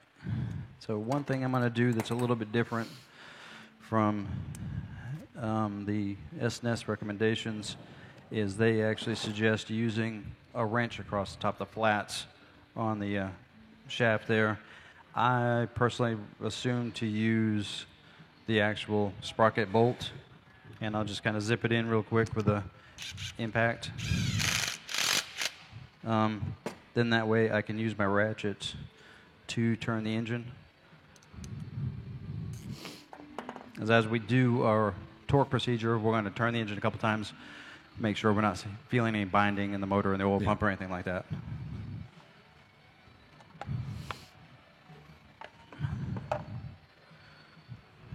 We're going to start with a pre-torque of 45 to 50 inch-pounds.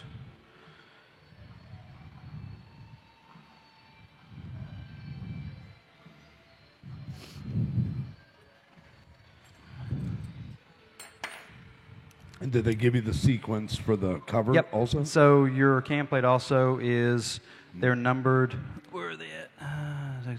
1 here, 2, 3, 4, 5, and 6. Right. So a simple crisscross. Yeah. Just like if you're torquing out lugs on a wheel on a car. Yep. That's an aluminum piece, even though we're only doing inch-pounds of torque. Still, it's real easy yeah. to distort that Oh, yeah. plate. Well, there it is. Just 40 inch-pounds. Ain't much to it. Those two. There you go.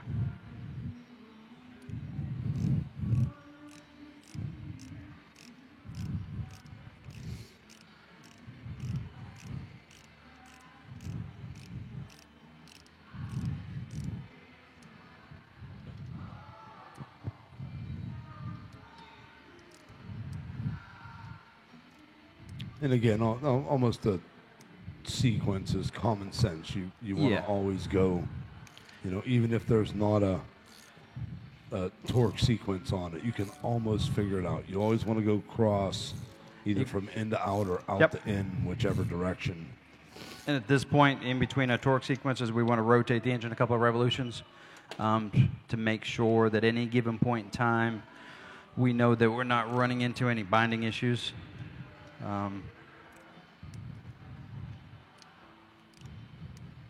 And to me, it's just a lot easier to turn the engine over with a ratchet than it is to work on that flat spot. And my big fear of working on the flats on the end of that pinion shaft is you could real easy mar up the end of it, and then the gear doesn't go back on. Right.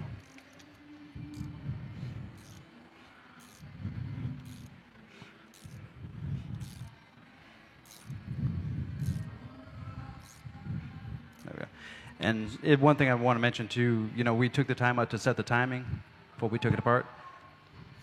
Don't freak out that the engine's going to be out of time. Yeah, well, that's what I was going to say. Is there a top to these, like on a regular, on a car? There, no matter what that lines up, it's up. You're good. And we'll go over that when we put it back together. I'll show with your timing really is done in the orientation of the cam and crank sprockets. Right. Is you can only get this out of time, the two of them physically out of time by 180 degrees. Yeah.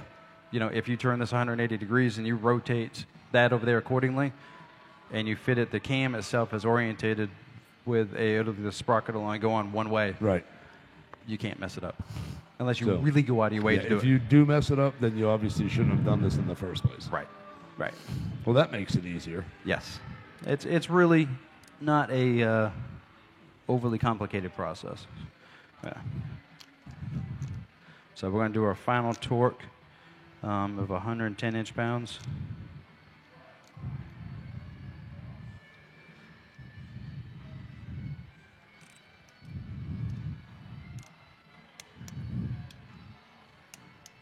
And again, 110 doesn't sound like much, but we're talking about quarter-inch screws.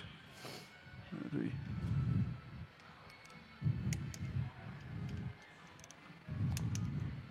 And internal with Loctite. Yes. So I'll rotate that again. So one thing I can tell you right now that I'm noticing that is different than the stock oil pump, and Tension. well, is that so our oil supply hole that's coming out here, and this hole here shoots oil out onto our sprocket for our crankshaft for our Right. chain. On the stock oil pump, if you put it in dry and you do that process of rotating it, there ain't no oil coming out of there. Oh, yeah. I brought a starter button that I always use. I go across the terminals in the starter, spin it over until I Crank it. physically see oil coming out of there before I ever crank the bike. Yeah. But the fact that we're already moving oil just by turning it that half a dozen times, Yeah, you already know. we already know we're ahead of the game before.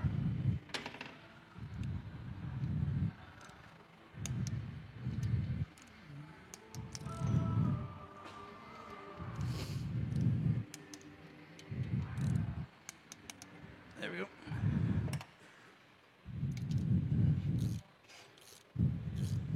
Oh, yeah. No binding, no change of tension and turning the motor over. So I think we're good.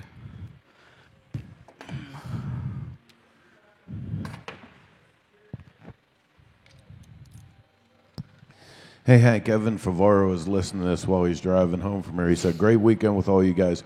What's your preferred break-in procedure when you're installing a kit like this? Typically on a cam install, there really is no cam. There's no break-in time. By the time the bike is tuned and everything of that nature, the cam and whatnot is all case hardened. It's not like you're breaking in pistons to Right. cylinders. Same thing with the lifters. I've never seen any negative side effects as far as doing the cam lifters. Strap it on the dyno, let her eat. Burn it up, Johnny. I mean, never had any negative side effects.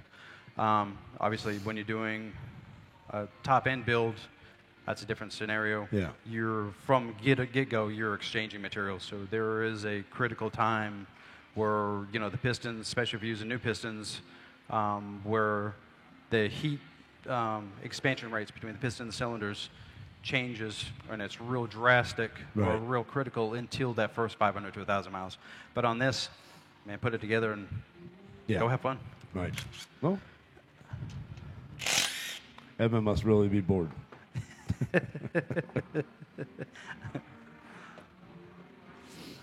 But that's actually a question we do get a lot from customers. Yeah. So I mean, it's a great question. I was gonna say he did bring up a good point. A lot of people would question you're putting a cam in. Is there like a It is, and You we know. we get that question a lot. yeah?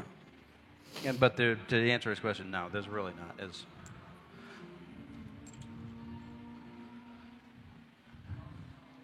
So we were talking about timing. So if we look at this top cam sprocket, it's got one spot that's actually takes up the space of about 2 teeth, and the cam is machined the same way. So Right. it'll only physically go in that camshaft one way. However, this one, well, this will only go in the crankshaft one way. So I mean, really, they've got it dumbed down to Right. where, If you mess that up, yeah. wow, I mean, you're having some issues. yeah. So,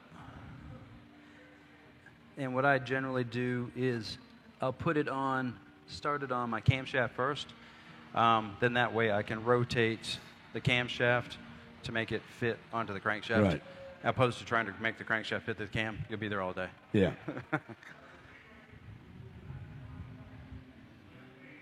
Now on these, your crank and your camshaft bolts, red Loctite. Oh, there you go. There's the difference. Yep. And specialty tool. Oh, steppers.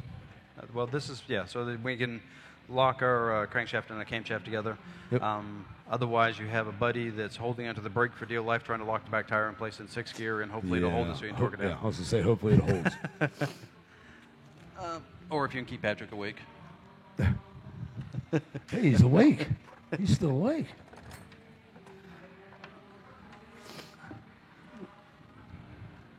Made a mess of your floor over here. That's all right. Somewhere along the line, it'll get cleaned up. Let's see. No.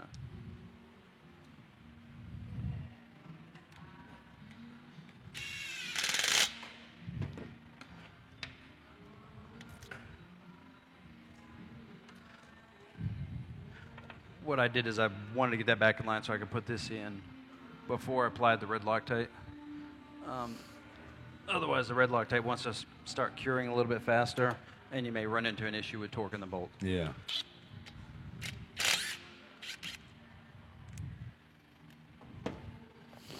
Okay, I don't want to interrupt you guys, but I have to come on stage for a minute. I got a message on social media. I need to check something real quick. Oh, boy. Uh-oh, what'd you do?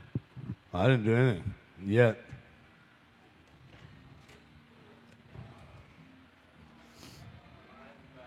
What? He didn't leave it in the hammer drawer. He was so worried about that hammer. He would have left the bike here and forgot before he left that hammer here. I saw every time Dustin Maven picked it up, he was staring at him, though.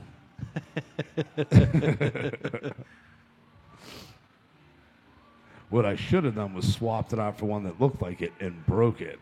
That would have been good. Oh, that Evan. Just love that kid. Where are you at? Good kid. That's again, something you can't emphasize enough here. Is like everybody that comes up, they put so much into the segments and the time that they give to us and everybody out there. It's killer. It's killer to be a part of it.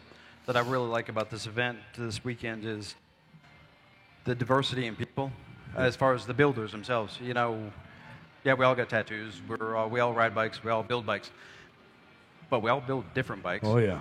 And there's a huge generation gap in age. I'm older, late 40s, and but Kevin and those guys, they're, I'm assuming, late 20s, early 30s, in that age. All the way up to Arnold. That had the digger. He's on up there. Yeah. So but to get that level of talent into one room and that many generations, and it's pretty keep the cool. respect factor, and keep the friendship factor, Yes. and the camaraderie is. I said it. We're all super lucky to be a part of this, and to have the ability to bring. I've said it before, for Progressive to give us the ability to bring this to everybody, but even to ourselves. We learned so much. Yes. In all reality, that it makes you feel good to be a part of it. Oh, yeah. We're going to torque our crankshaft sprocket bolt. It torques to 25 foot-pounds. I think spec's actually a little bit less than that. 25's on the high side. It gives me warm fuzzy to do 25. So that's what I do. And then the top one is a 3/8 bolt. I think their spec is 32, 34. I usually do 32 because that's standard spec for grade 8 3/8 bolt. Yeah. So David Gigola is back with another good question. He says, Harley has the break-in period of 500 to 1,000 miles with a stock motor. At what time are you then safe to do this type of upgrade? I would wait till after the break-in. Usually we do this type of work after the 1,000-mile break-in. I've done it at the 1,000-mile break-in. Yeah. But I would definitely go through all of the no appropriate heat warranty cycles. void. None of that. None of that. Not at least on the break-in. Right. I avoided mine the Saturday after I bought it, but Yeah. as far as a client's bike, I would go through the proper braking procedures. You want something that's going to last. Again, we were talking about expansion rates of different materials. Get past that. The most critical time on braking is really the first 100 miles. Yeah. And then the first 500. Then the 500 to 1,000. is just an assurance factor Yeah. to know that everything's okay. Really, you could do your break-in service at 500 miles, and really you'd be fine. Yeah. But all of the engines have been run at the factory. There are no fresh non-run motors. So anytime after that break-in procedure. Yeah. But I would definitely wait till you do your actual break-in. And there, does the cam upgrade and anything, does that void the warranty? Out completely? No questions asked? That's a really gray area. So that really depends on who you ask as far as Mr. Right. Dealer, Mr. Harley. Really, Harley's criteria, the best I can tell, is in whether or not you've got your catalyst in place and whether or not your ECM itself has been physically tampered with. Yeah. Typically, Mr. Dealer is not going to go in the engine and say, you've done a cam, we know it, we're going to take it apart and void your warranty. Yeah, right. Do they actually have guys that come out to the dealerships now to verify? Yes, they do. So if you have that cam, just to let guys know out there, it's definitely a different world today. It is like, especially with the fuel-injected bikes, we use a software by a company called Techno Research. Phenomenal product. It's hands down the best product that I've used for tuning a bike. But as soon as I link up to Mr. Client's bike and I tune his bike, there's a security pane of the fuel maps. But the question breaks is, that security is there any pane. relationship between Mr. Client and Mr. Dealer? I mean, they're both named Mr. Do what's that? They're both named Mr. I mean, you're either being really nice here. I can't I got it. So, when we go in and we use our tuner and we tune somebody's bike, whether it's just for an exhaust and an air cleaner, if it's not a Screaming Eagle Harley street tuner, Yeah. hands down, they flash a customer's radio. That software is designed to go in and search and detect whether or not the fuel settings have been tampered with. And it knows instantly. Right. It red flags it, immediately sends an email to Harley Corp, red Which, flags that serial number. I'm sorry, I'm just going to say on the record, I think is bullshit. Yeah, that's so wrong. I agree with you I'm sorry. 110%. I think there should be a standard set. I mean, Yep. I won't disagree that, like, if you're doing something above a certain performance level, Harley Davidson shouldn't have to cover Right. what happens to your motor.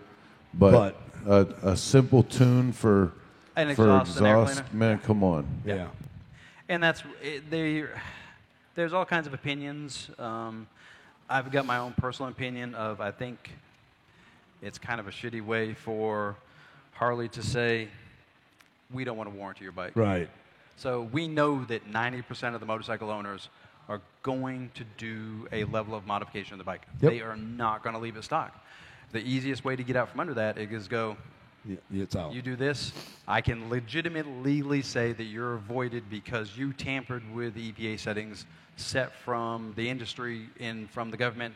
You put it outside those standards and regulations. You're out. Well, and listen, I mean, Harley Davidson paid the $10 million fine that they Yes. paid in that EPA lawsuit. They paid the money for the right to Yeah, be able to say that too. Yeah. So it's a dangerous precedent you It set. is. And here it all starts. I'm going to go even further, even though this is not Shop Talk. This is Greasing Gears Garage. But we talk about this stuff on Shop Talk all the time. That starts with the fact that the EPA, by definition of our Constitution, is a subversion of the Constitution. The Constitution of the United States grants us the rights not to have laws made by anyone other than elected officials. The EPA is a Yeah. The a, non-electoral. They're non-elected. They're appointed, right? And beyond that, there's a million things to talk about with the EPA. But the number one thing you can say from the motorcycle industry is that we have, for far too long, employed voluntary compliance. We've let them go further and further, an inch at a time, albeit. But now we're at a point where Yeah, We can't turn it's back. constrictive, and we can't turn back. Yep, they've taken the mile now. Yep. There is no, as the people, we can't say you're fired. So, like the Beastie Boys said, fight for your right. Just put my cam chain tensioner back in there, blue Loctite on the screws. We're going to torque those down to our 110 inch-pounds of torque. And then, for all intents and purposes, we're done in here for the time being. I'm not going to put the cam cover on until we adjust the push rods, because I use the crankshaft bolt to turn the motor over. Just makes it a whole lot easier. You can spin the back wheel. That's just a pain in the ass. Right.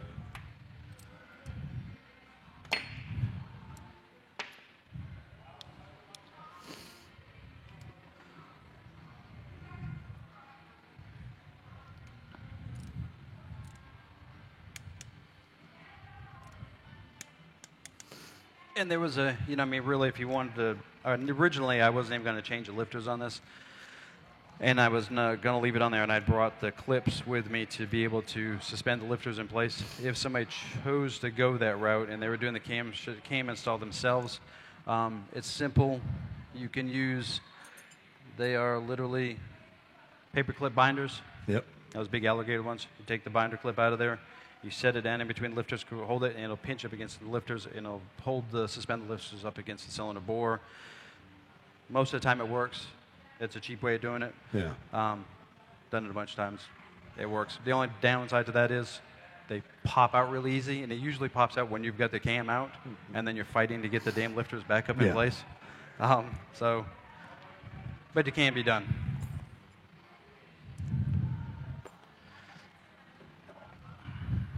So in general, that is the cam install.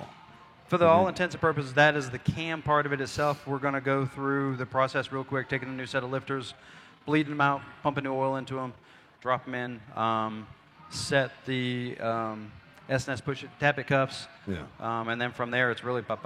We're going to run through the rest of it. It won't take very long to do it all. But the core, most critical components as far as what we just did, really the most in-depth part of the job is done. The engine's timed. The cam install is done. The new inner cam bearings there. It's all torqued. We know that everything rotates freely. The last thing that, even though I saw oil coming out of that hole, the last thing I'm going to do before I button it all up is I've got a starter button. I'm going to put it on the starter. I'm going to zoo the motor over a few times, make sure that we know for a fact that there's oil being pushed through there. I don't want to start up and go, I think it is. Yeah, right. Yeah.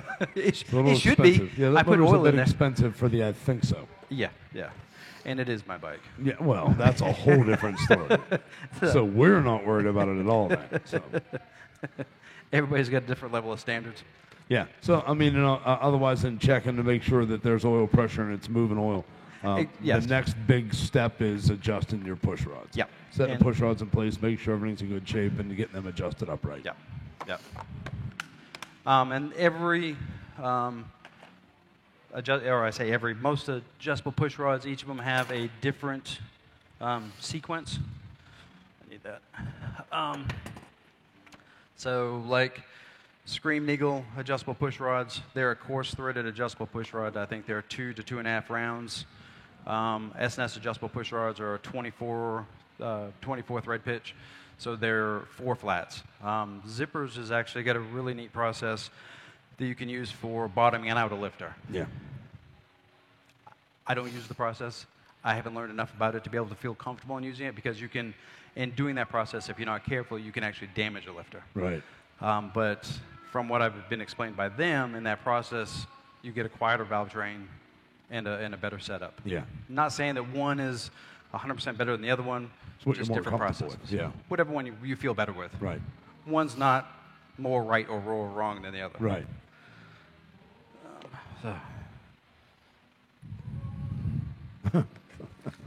Somebody stole it.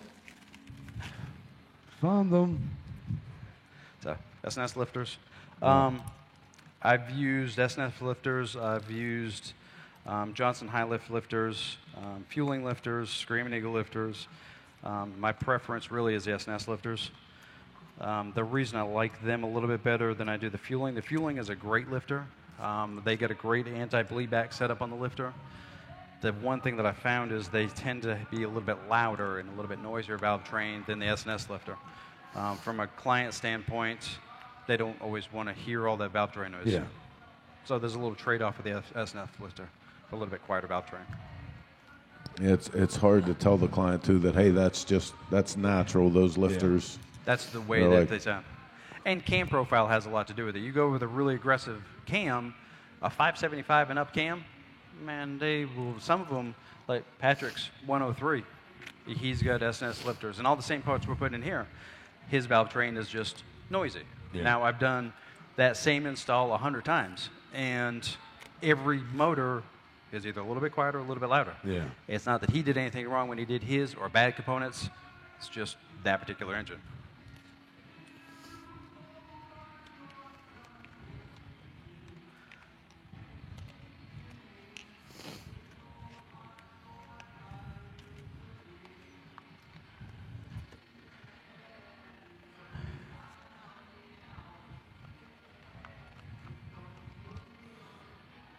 So now you have lifters go with your cam. And they're in order. So when I do a motor, everything that I do when I take it off, and right now it seems like I get somewhat of a disorganized mess over here. When I do it in the shop, I take it apart in the very same way that I'm put it back together in reverse order. So it's just like reading a book. If you take it apart from left to right, I set it down the very same way so I can pick it back up, and it makes it more efficient as far as assembly and disassembly. And if you have an issue going further, you can look back and see the right lifter, right spots, this and that. That, and I found it's, if you want to be efficient in doing it, if you have certain tools that you only know that you only going to use one time, as soon as you're done with doing that section, you've used that tool, put it away. One, your work area is cleaned up. Two, it's kind of a guarantee that you've done that step and you haven't missed a step. A step. If you left that tool out, you get to the end of the job, you go, did I? Yeah, right. Oh, shit. Oh, boy. And then you're taking it back apart again. Almost guaranteed. All right.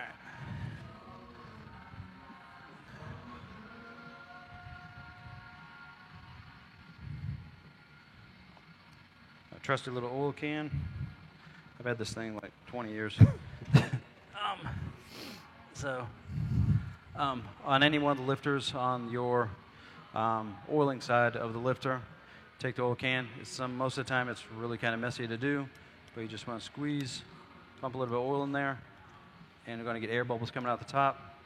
And once that air bubbles stop coming out the top, the lifter is primed and ready to be installed. I've not really found anywhere in the service manual on the Milwaukee 8s where they definitively say what direction that passage goes. The oil passage, feed passage is to the center of both ports. I always clock them to where they're to the center, so I know that they're getting direct feed of oil.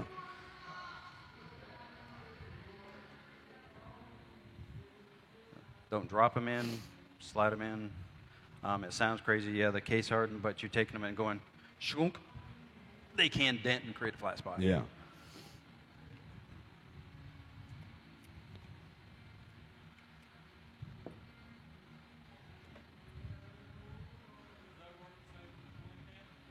Yes. Yes, to answer Patrick's question, it's the same thing as the twin cams. The oil galleys are on the center also. He's just showing off because he's awake. He's trying to stay awake.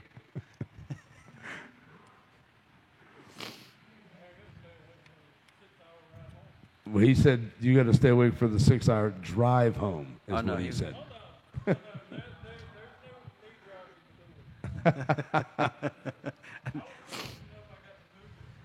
You didn't mess with my seat adjustment. Deals.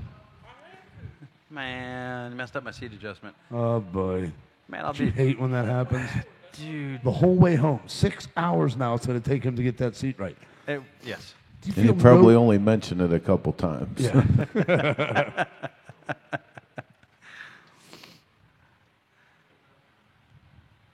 All right.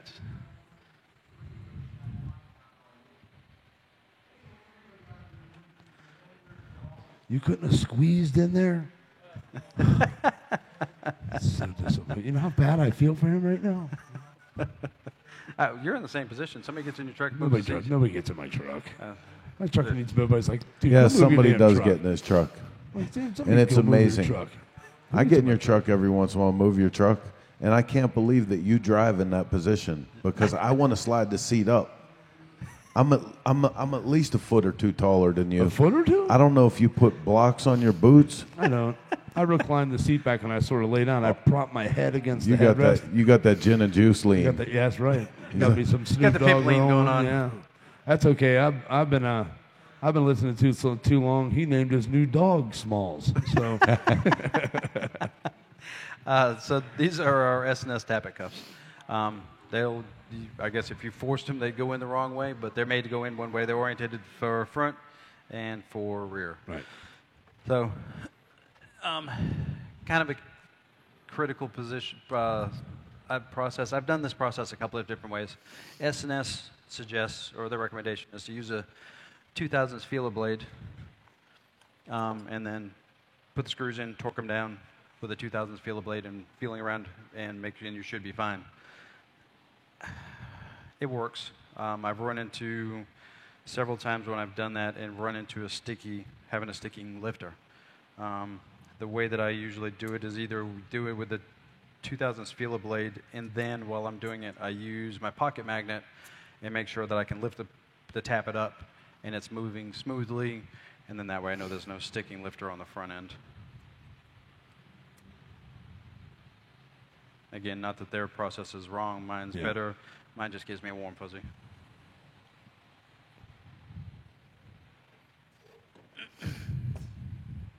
And again, blue Loctite.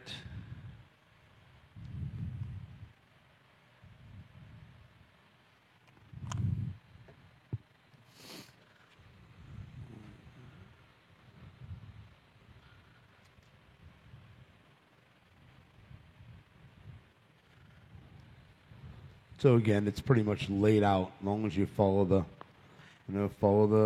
rules here, you should be fine. Yeah.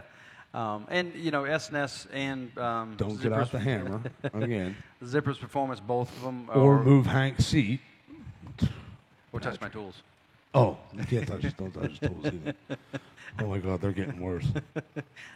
Patrick feels like home, doesn't it? Patrick's in my toolbox almost as much as I am.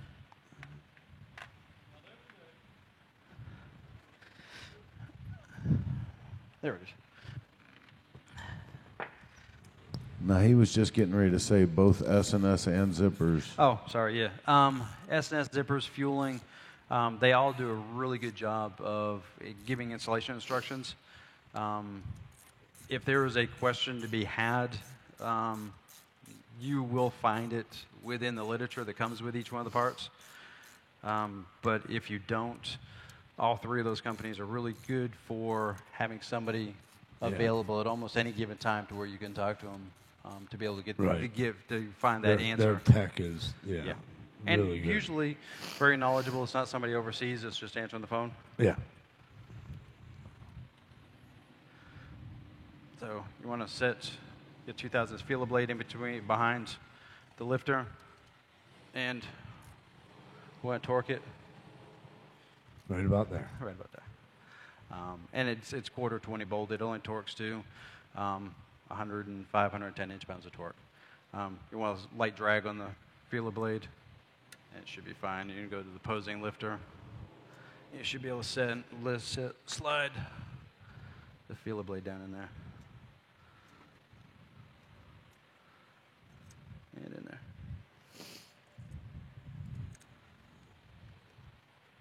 There we go. We're good there.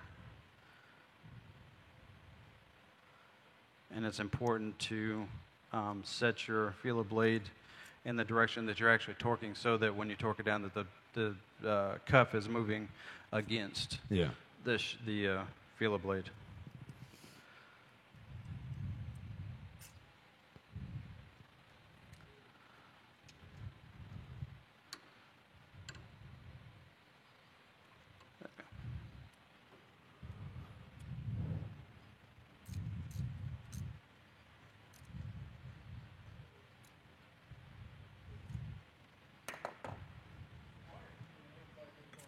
Yeah, it is. Yeah, we are literally the last 5 people in this whole piece of property. Hey, there's an upside to it. We won't have to wait for anybody to get out of the way so we hook up to the trailer. No, I do. I have to wait for you to get out of the way. But again, it's nice because our load-out, we don't have to worry about moving bikes in here. Well, the biggest issue would be getting my bike off the stand. I'm not worried about here. We'll leave that here. Yeah, hell, with all that extra performance. I can get the tools around that. With all that extra performance, we just... shoot it off right the up the stage. You got suspension technologies working with you. And Patrick got a nap. We lowered it. We didn't raise it. He can just pick it up and take it down now. He got a nap. He's just fluffy. Oh.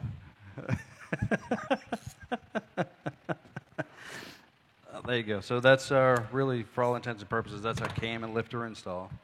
And the rest of it is installing the adjustable push rods.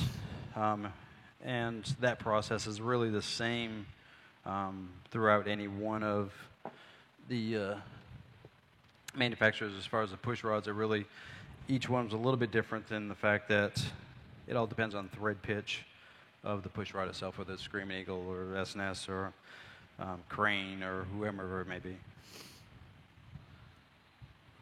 Well, I mean, not the most difficult. I mean, for somebody out there that doesn't do this, I see there being a level of difficulty. Like you said, the instructions are really done well. You have a great tech line to contact, for the information. Make sure everything, you're good if you have any problems. So, I mean, in all reality, this is something you could do at home. Like you said, the worst thing would be if you didn't have the new push rods. Right. Cutting those push rods out of there with the, with the bolt cutter. Bolt cutters. I've seen forums where guys have used cutoff wheels for an air grinder, a die grinder, and cut them off. That's a lot of material to be flying around. I was just going to say, to me, that's a little bit too much metal in a highly non-metal oil area. So yeah. I'd be very nervous about that. Yes. And I've bored several of the Sportster cases to put like the Redshift 575 cams in the Sportsters and whatnot. Man, that's a nerve-wracking process. You're, especially on that 575 setup, you're grinding down and machining down into the outer race of the crank bearing. And we're talking just thousandths of an inch of getting into that inner race where you go, I think that's, Yeah. And then a bore job becomes a complete engine teardown.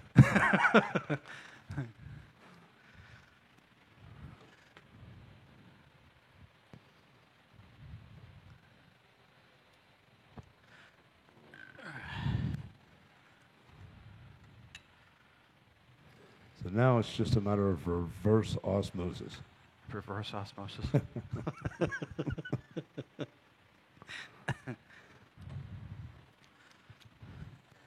And I'm going to put new seals in here. It'd be my luck that I'd have one leak.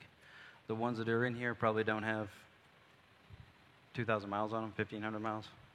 But Hank has luck like me, Mark. What's that? Hank has luck like me. Can I get away with that? Oh. man, it worked last time. I'm sure it'd be okay. Or I'll even ask Mark, should I do this? Oh, I shouldn't see a reason I've never heard of. And I'm like, you know what? Now you have. Let's just do it. Mailman Kevin O'Brien in on social media. He says bolt cutters always work best. Clean and easy. Yes. Yep. Sharp bolt cutters. I tell you, I will, to add to that, one of the things that I've run into with these Milwaukee 8s is this induction module. Bolt cutters only partially work. Oh, yeah. This thing hangs down so far over this back corner over here. Getting back to this intake push rod, you can't get bolt cutters in all the way to cut it. So what I've got a set of Knipex mini bolt cutters. They're 10 inches long. I get it mostly cut, crimped with the big bolt cutters, and I can physically get in there with the small ones and snip it out and get it out that way. Okay, where do those come from? What's that? That's another tool for the list. Where do you get them? Matco. See, we need the Matco guy to come by the shop, Mark. The hell with Snap-on. The hell with Snap-on. I don't like that. You're talking crap right now because every time push comes to shove, you end up my drawer, get my Snap-on ratchets out. I just like getting in your drawers. Hey. We got a half-naked Kevin Dunworth running around, and you're getting in people's drawers. You know, there's just some things you can't unsee. Well, you're not. Do you see that big prison dragon he had on his shoulder? Okay, those bitches better be wearing jimmies. Oh, it's probably a little telling that I know what kind of tattoo that was, but even more so that he has one. Right.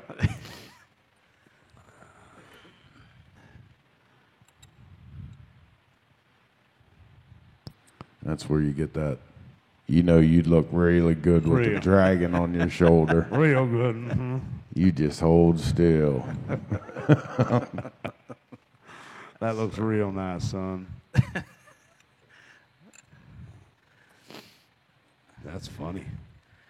If you don't mind, it's not too much trouble. I can get you something too, Clark. Something really nice. Real nice.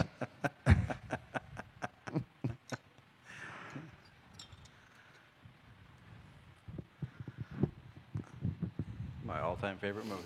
What's that? National Lampoon's Christmas Vacation. I Oh, love that movie. Dude, everybody's got a Cousin Eddie, right? Yes, they sir. do. Every family has one.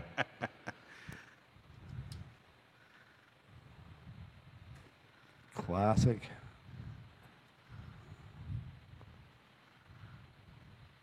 We'll get you something real nice. Save the heart for me, Clark. Oh, let's not start doing the movie lines. We could be here for a while. We're pretty good at those. That's my wife. She's a walking movie encyclopedia.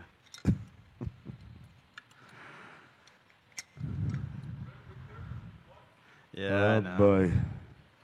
Looks like you're not getting dinner in 9 hours when you get home. It'd be okay. You're good with that? I wouldn't even put up a fight. Well, let's just say I didn't marry my wife because she's a good cook. Oh, boy. Here we go. She's smart. She takes care of the business. I do all the cooking. It is a wonderful thing. She's completely okay with it. I'm okay with it.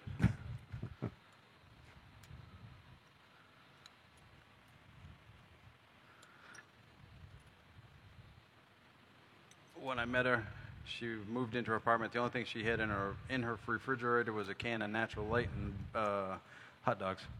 Ooh, I like hot dogs. I was more excited about the beer. I haven't eaten all day, so I'm pretty excited about the hot dog right now. So, I got yelled at for eating chips with a microphone on. Did you say something?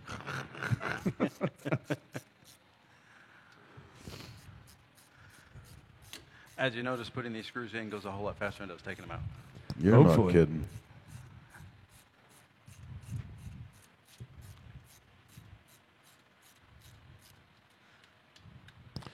The only downside to the S&S can plate and stuff, once you put the cover on, you can't see it. It's nice, sexy, anodized blue. It looks great. It's high dollar. You clear one. They don't, well, I guess, who is it? Roland Sands makes clear one for Oh, yeah. Milwaukee 8s. We used to use some of the Figure Machine components. Great products. They've since such time gone out of business, which is kind of too bad. You could just leave it off, just keep putting oil in it, you know? What's the worst thing that can happen? I won't make it far. Hey, Greg Perky is on social media. He said, Hank, is there a reason you didn't use a gear drive camshaft?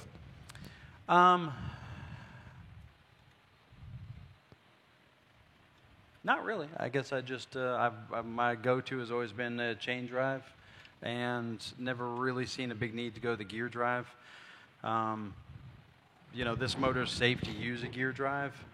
I personally don't see the cost value in doing a gear drive cam over doing a chain and sprocket setup. On a street performance? Yeah, on the street side of it, you're not going to see the performance gains over the other. Yeah. If you're doing a drag bike and you got something that you're going to blister on all day long, then okay, there's value in doing that. On the average bike, it's a good way to spend an extra $400 or $500. Yeah. But there's other areas that I could do upgrades in and spend that same money and get something more out of it. Right.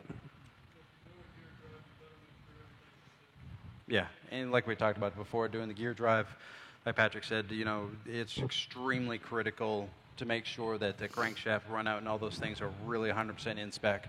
As if you don't, you just wasted the money in buying the gear drive. The upside to the chain drive is there's some level of forgiveness. Yeah. And again, on a street performance factor, you know what I mean? It's not like... It's not really, again, it goes back to same thing as doing the S&S oil pump and cam plate. It's a warm fuzzy. Yeah. And inherently, there's a little more noise that comes with from what I've seen, at least twin cam Yes. with a gear drive cam. Yep. I'm not sure about the M8s, but on twin cam, there was more. There's noise. more like a supercharger sound to it, which I'm okay with. I mean, I got a belt drive for my Softail. I love that sound.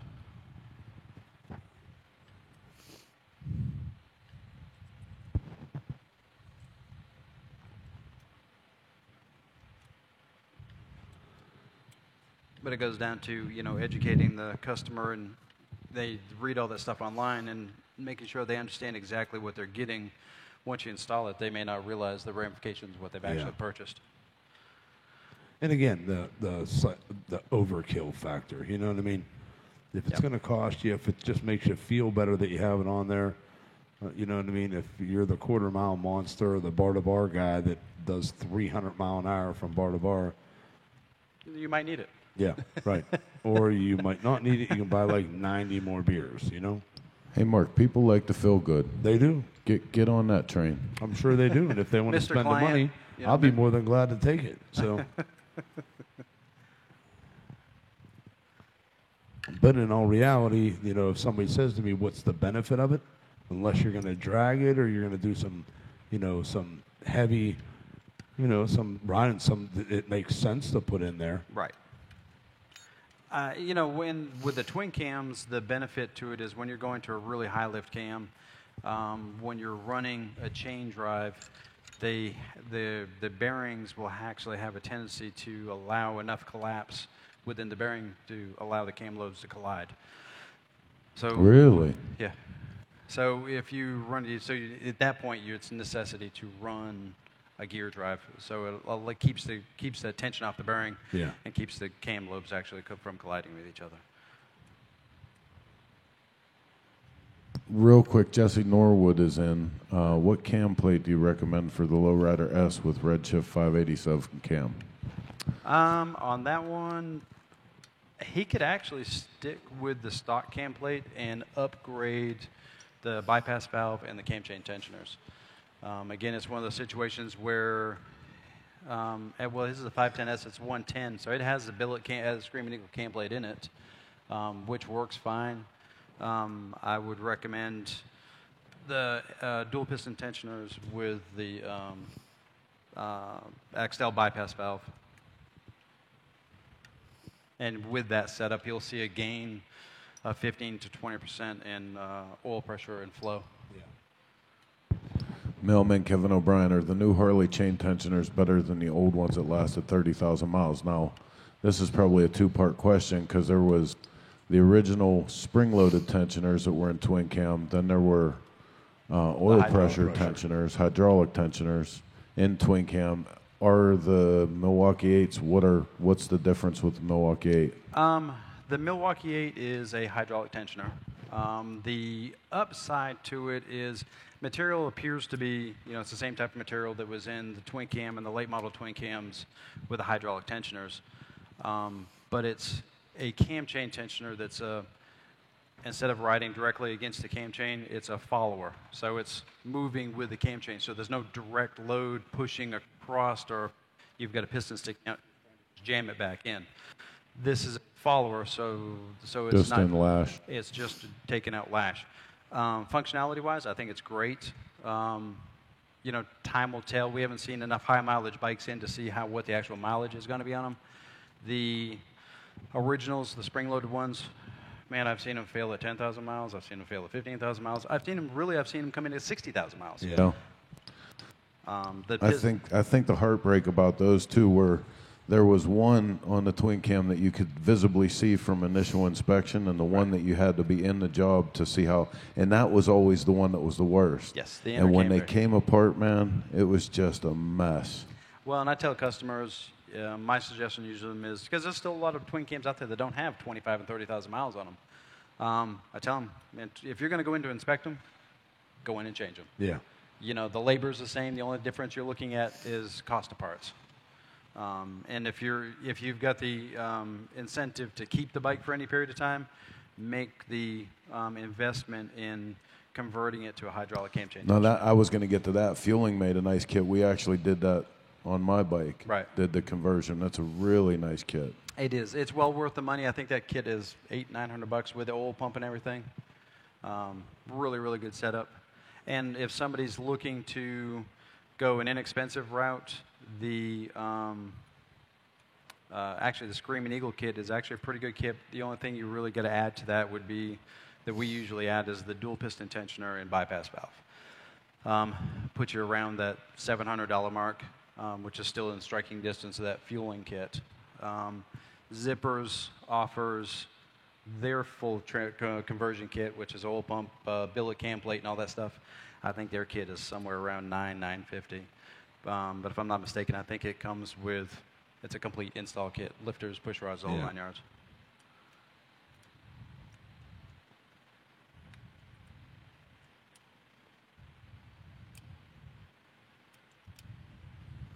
You probably spend as much time putting them tappet bolts in as you did the rest of it. The whole rest of the job. Yeah. That was your initial, that was your initial, coming out. Those last few were a little bit difficult. Well, on the upside, it's not that they're hard to turn, it's just just getting the position. damn wrench in the right spot.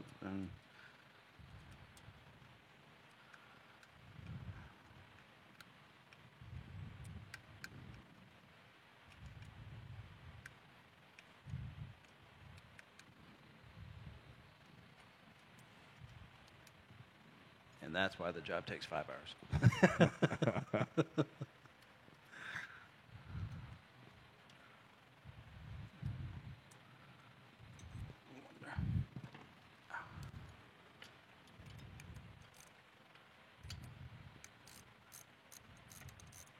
Well, I gotta say, all in all, though, as he's starting to get close to the end of this was a great weekend here. Like a lot of really, really good segments. Yeah.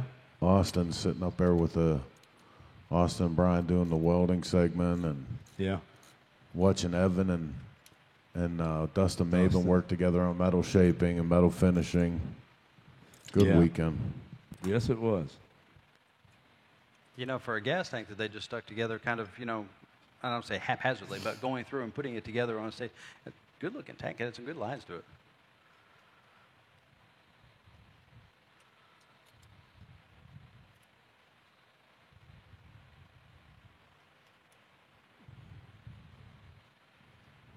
Yeah, again, the way everybody works together and everybody gets along,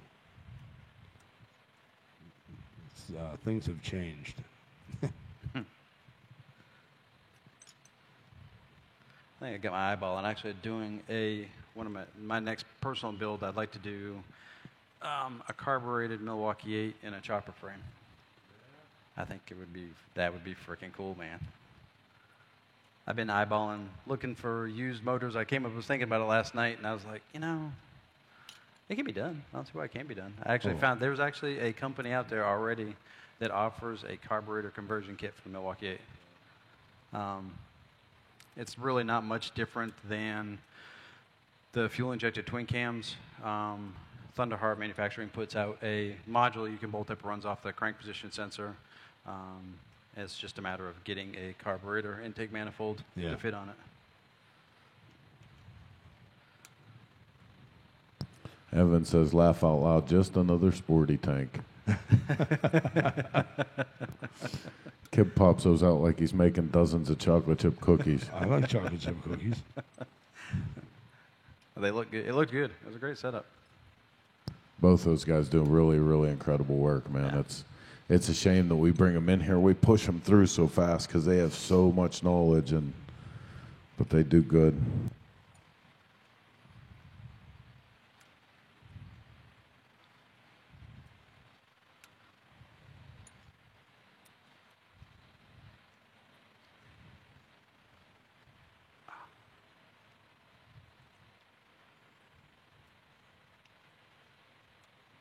They found them there days later. Tightening the left tappet block bolt. Yeah, and all that's may have been the longest process of any of this, was removing and reinstalling those blocks. It is. It's a mind-numbing part of the job. Evan says now he wants cookies. Those guys are driving home with road munchies. Yeah, you know, like Hank said, though, man, that's something you can't rush that. You know, Yep. you try to put one of those ball end tools in or something, and Hey man, it immediately. I don't give a shit how good the head of that rounded ball end Allen key is, and how Yeah. tempting it is. We go put it in there. It takes one little Never fails, huh? nope. Or the worst, and I've had this happen, is when the end of one of them damn balls breaks off In there. Inevitably, it's locked, and you can't get the damn thing to Yep. turn back the other direction and get it out. and if you think this is taking a long time,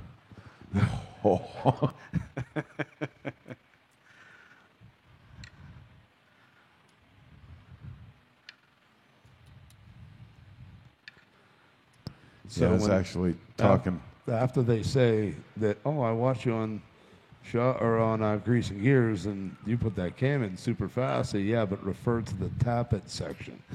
So that's where you can still charge from. This is where my TRGs come from. Yeah. I charge by the bolt.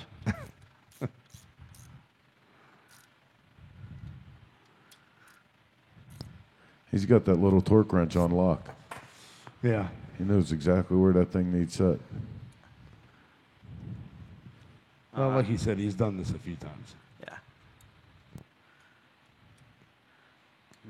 We last couple of years we were, the big push was handlebars on a bagger. Everybody had a freaking set of bakes, and last year and a half, 2 years, we were 1 to 2, sometimes 3 sets a week in the shop. This year, it was about half that. But I've been doing cam jobs 1 to 2 a week. Yeah. When I get back, I've got 2 sitting on the floor, sitting on the table that I got to do when I get back. Well, look at that. Practice. Yeah. Yeah, going back to that ball end breaking off. Daniel Donnelly's working on a tech article, and we were talking. He goes, "Hey," he said, "What brand of Easy Out do you like to use?" I said, "The easiest ones to drill through once they break." The softest. Yep. And that's the truth, too, boy. There are certain jobs for certain things. Like I've got a set of those tap extractors. When you break a tap off, Yeah. it's a one-time use tool. You will break it getting the tap out, but if you do it right, you'll get the tap out. Yeah. But you got to buy a new one. So you got to decide which evil is better: Right. buying the tool or fixing the hole and drilling the bolt out, or trying to drill the tap Trying out. to tap out. Yeah, right. There.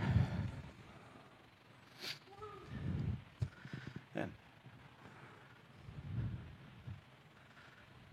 all right.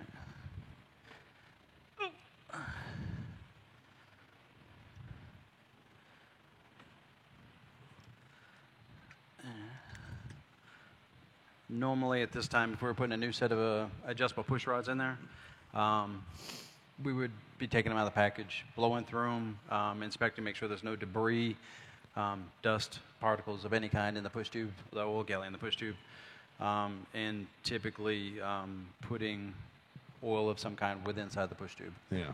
Since they're seasoned, they just came out of the bike.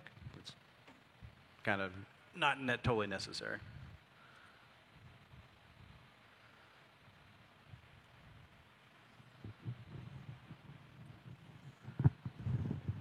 And one of the tricks that I do on the S&S lifters or push rods is they don't come with any marks on them.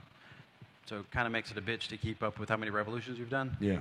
So on one of the flats, I'll take a center punch, pop a mark in the center punch, and that way I can keep Yeah. up with how many rounds I've done. Identify, yeah.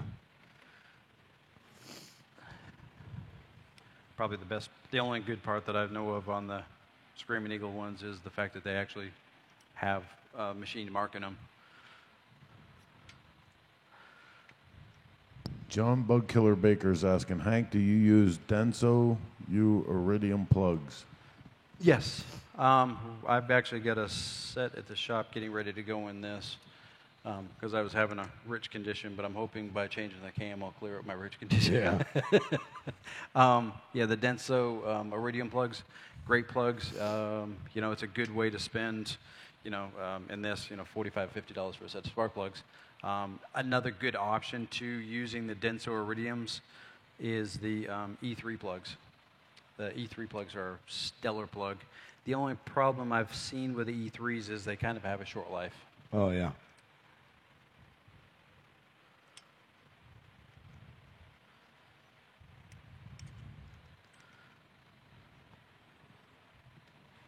I've used the Denso sometimes in trying to clear up where if you get a bike that's, especially a carbureted bike, that's being finicky as far as tuning the carburetor and whatnot, the Denso burns a whole lot cleaner.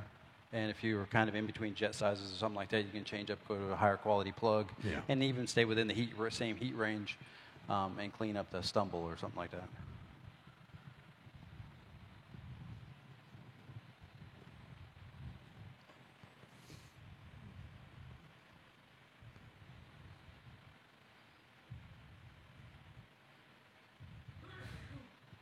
Well, bless you.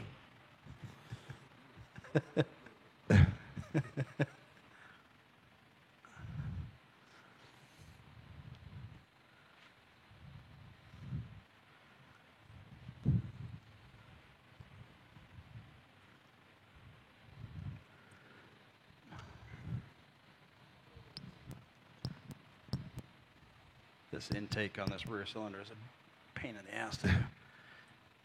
With that induction module in place, it's hard to get both your hands back there.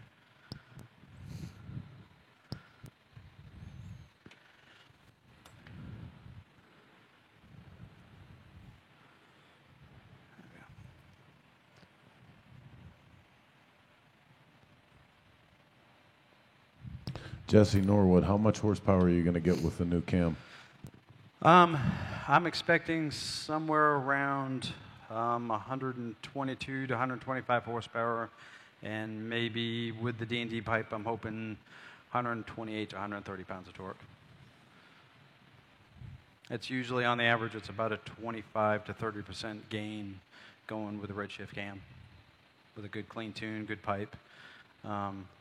We're seeing on the 107s, you do the 468 cam, it's about 105 horsepower and 115 to 118 pounds of torque.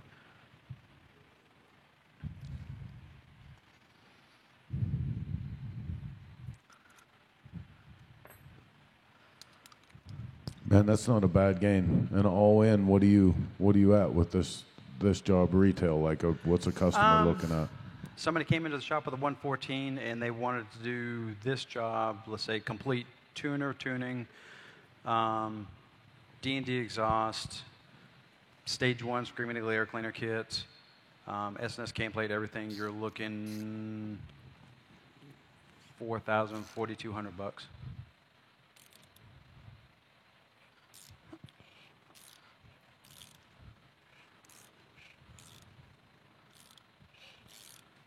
And really the biggest cost is the exhaust system. So if they've already got the exhaust system, if you're looking in, buying an exhaust system, that's a easy $1,200 to $1,500 bucks.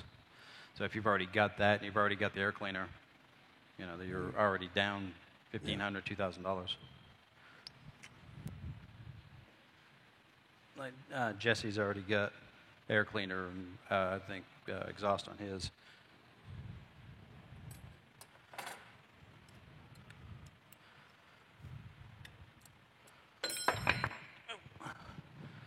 So just to recap real quick, what I did is real quick, I had already put hash marks on the tops of my push tubes so that I rotate the motor over, or I got both intake push rods over, spin the engine over, watch the push tube go up and down, make sure it's closed, and then we're just going to adjust the push rods.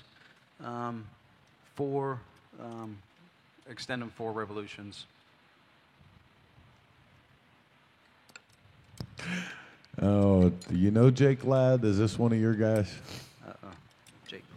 Jake Ladd says, what size bar fly would this allow me to bring home at 2 a.m.? 350 plus? Oh, boy. I love Sundays.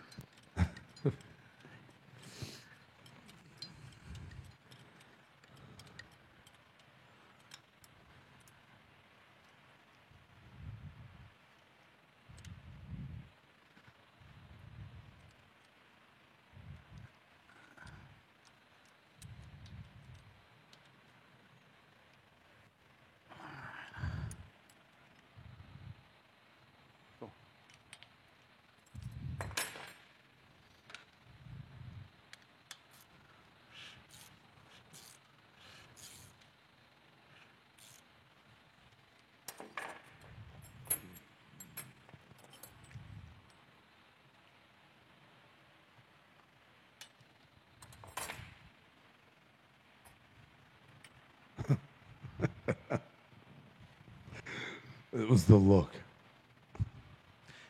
Helps put all the parts in there. Well, that does help. Forgot the O-rings.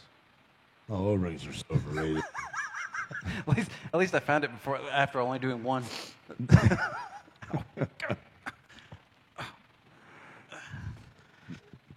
The downsides of no bike table. Yeah, you know, I didn't even realize we didn't have that until we got here. Yep. Jesus. You know why, don't you? Because it's 'Cause it under wasn't- War Pony in your garage. Yeah.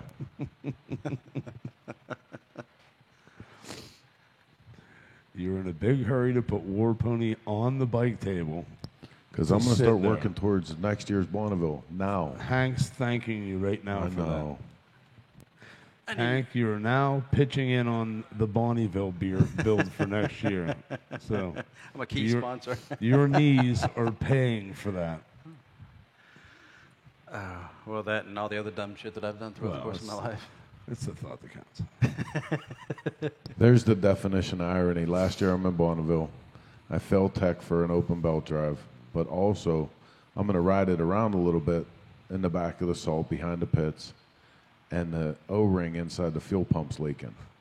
Well, we get super busy before Sturgis, and I'm supposed to go from Sturgis straight to Bonneville. So I'm just like, just shop up the road has a fuel pump. It's a Sportster fuel pump. I said, just grab that, and we'll just take it and switch it out there. Switch it out in Sturgis. It starts up for the startup circuit. As soon as the run circuit takes over, it falls on its face and dies. And I'm like, where am I going to find a Sportster fuel pump in the middle of South Dakota? That's when you steal the Sportster. Oh, I found one. Evan says the bike lift's right next to the English wheel. Don't you see it? Funny guy. Aren't you home yet, Evan? I'm waiting for the cookies to come back now. He said he wanted cookies.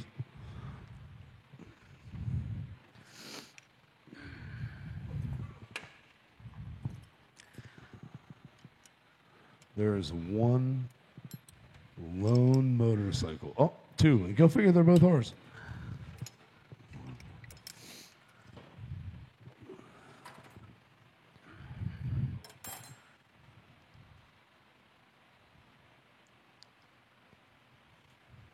We're getting there slowly. We're down to 95 push rod covers.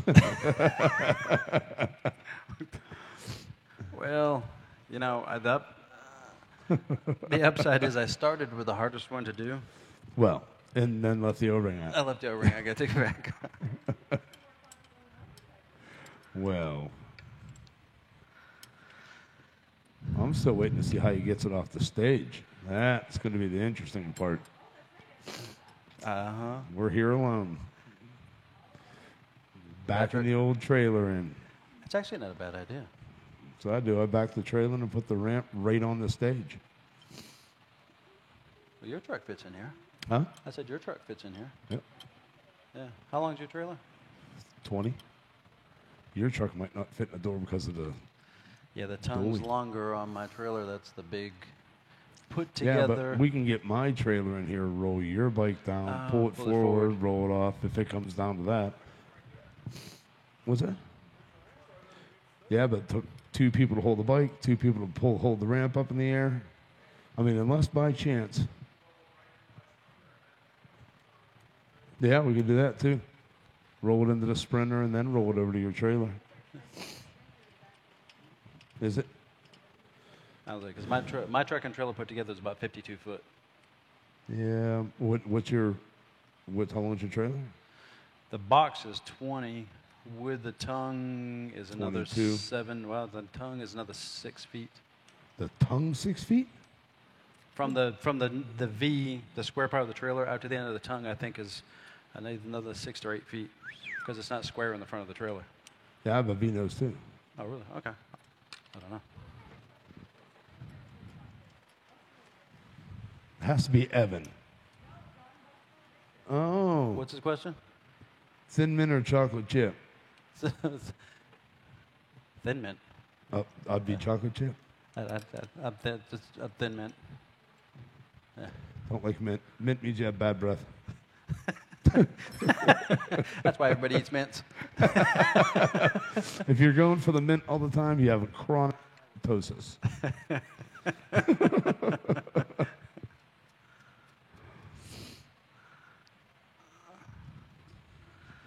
Oh, man.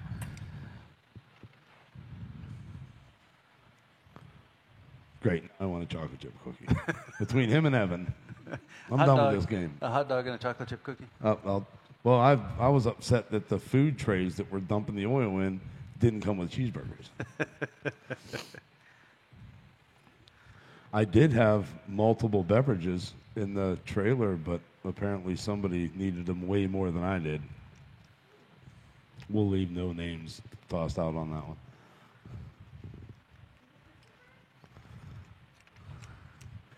Everyone.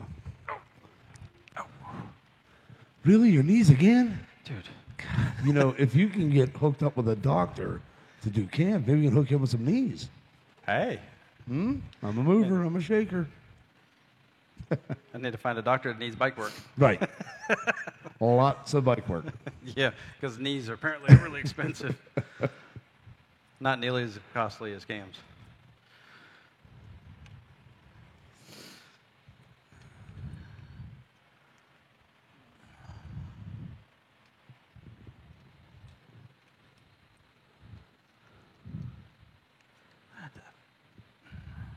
It's a slow process, but it's worth it in the long run, I think. The jury's still out. Yeah. I'm just trying to make you feel better about spending all that money, you know. And, of course, not getting dinner when you go home because you cook and you're here. She'll be in bed when I get home.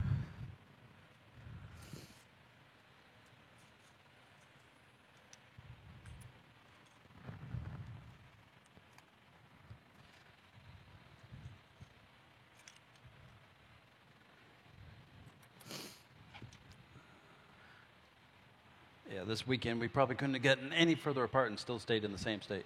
Oh, yeah. Her and my son are at the beach. I'm at the other end of the Would state. they go mountains. chase the storm, or? Kind of. My Yeah. son over the summer had met a girl and found him a girlfriend at the beach when we were on vacation this past summer. Wow. So they had to go see each other. No. Did you hear why?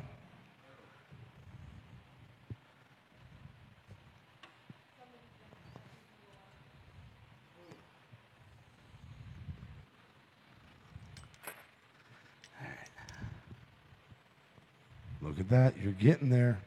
Well, all the parts are in place. Who? I'm not. I just gave him the trick of the trade. He got some bad knees. I told him he needs to find a doctor, needs some Harley work. He has his knees were hurting. I say you need to find a doctor that needs some cams put in his Harley. We'll swap it. If that was the case, I need to find a doctor with lots of Harleys. Well, there's the clincher.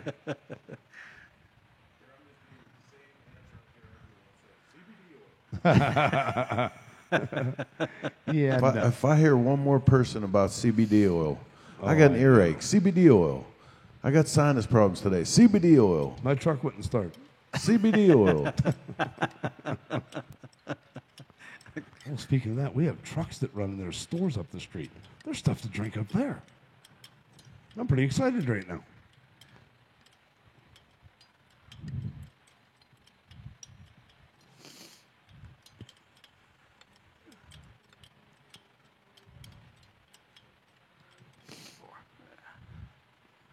So each of them are 4? Is that how that goes? You said 4 full turns Do what's that?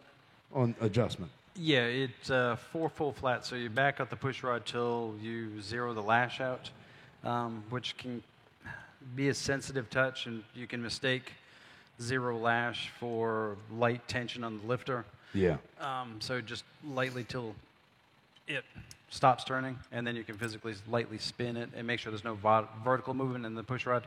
And then at that point, make sure that the lifter is all the way down. I marked the push rod so that I could turn it over, watch the push rod move up and down with full travel, make sure it's at the bottom of the stroke, and then adjust it out 4 full flats. Yeah. Want to see Mark get real excited? What? Before we load you up, we're going to take you to Dairy Queen. Oh, what time is it? 5:46. What time's Dairy Queen close? So I'd way rather load than eat first. Because if you get me to Dairy Queen, you might be loading a trailer by yourself. Did you ever see me eat Dairy Queen and then bend over? No. That would be wonderful, but it would be horrible. Mailman Kevin O'Brien says, y'all need to get your guests a small roller stool. We actually have one. We do. We just wanted to see him in pain. It's right We're in next to pain. the English Everybody wheel needs to be in and the pain. bike lift. It's I think the roller stool is here. yeah, but I think the base on that one was broken, if I'm not mistaken. One of them broke. I don't remember if it was one they threw. Been in a there or not. long year. Well, we've been hauling a front end around for somebody. Remember that bashed everything in? So remember that guy? That's, I think, what broke the roller.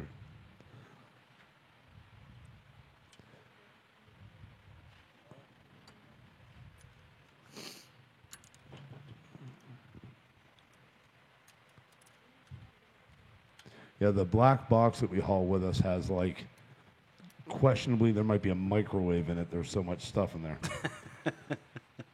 And when we left Laconia, we threw a Sportster front end in it, and it has beat the crap out of everything in that box. I may just throw the Sportster front end out on the way home. So.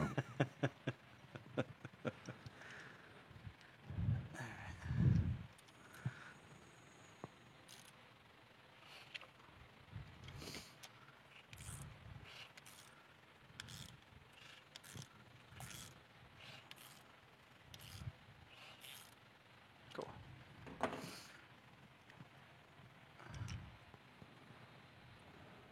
Lifter still hasn't bled down yet. Bastard.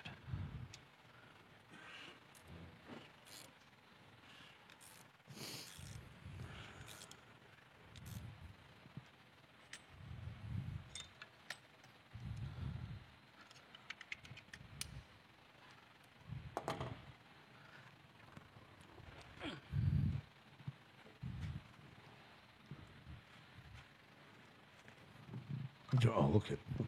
I thought he lost a part. What he lost is iced tea.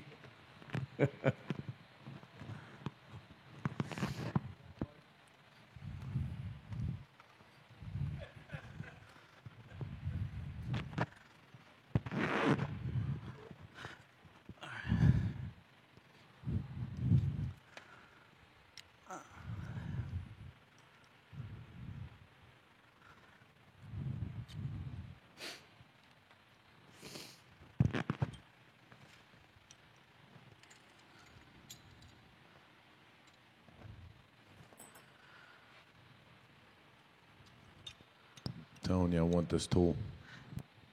They're actually pretty inexpensive. Motion Pro, like $30. Motion Pro makes them? Part number 08-0255. Uncle Joe. Yeah. He sent us, Wendell Turner was supposed to do a shovel head top end, so he hurried up and shipped us out the valve spring compressor. You get the Motion Pro valve spring Yeah. compressor? It's a great tool. I know. I've been wanting one anyway, and this was a good reason to be like, hey, we're going to do this thing. And then Wendell forgot the heads at home. He left in the middle of the hurricane. I tell you, another great tool is their fork vise. That 360-degree fork vise. You mount it on the bench or whatever. We've got one of those. That's a stellar tool. Yeah, the one we used last year Yeah. when we were on stage. Yeah, the forks for the fork seals. Yeah, we did the cartridge kit install. Mm-hmm. We've done a lot of the Motion Pro tooling is really good products. Some of their spring compression tools for the front end. They've got one that's really nice. Slide the lower fork in, stick your fork cap in there, and that's an adapter that goes up in the bottom of the top triple tree. And then you can really just threads apart and it compresses the spring and you thread the cap down in. Oh, nice yeah. setup. Makes it real simple.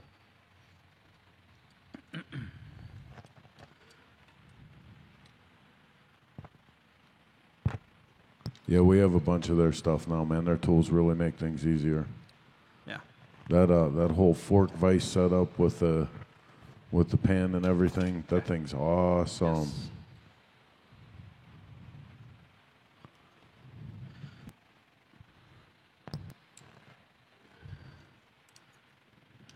Mailman said, damn, if I knew I could have brought you up a set of heads, but soon enough we're going to be at Barry Wardlaw's and maybe we can use those valve spring compressors on pan heads.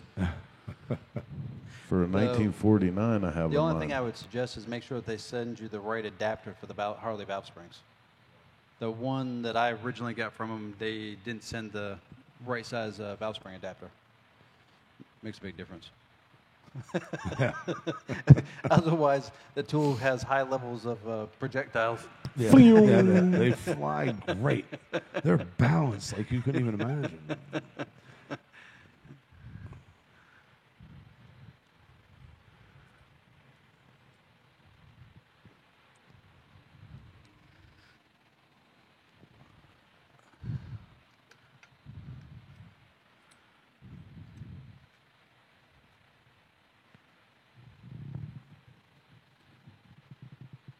Almost done. Corporal, what does 3 up and 3 down mean to you? What's that? Come on, you're not sticking with the movie quotes? I didn't hear what you said. I said, Corporal, what does 3 up and 3 down mean to you? Tired of your stupid movie one-liners. End of an inning.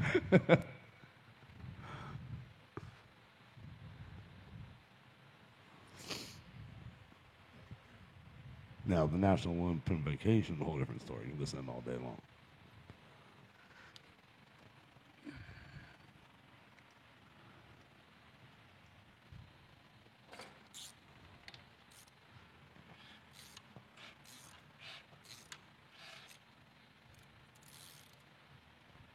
Jesus, Bethany, they didn't move to a new house. You couldn't hear a freight train going through a nitroglycerin plant.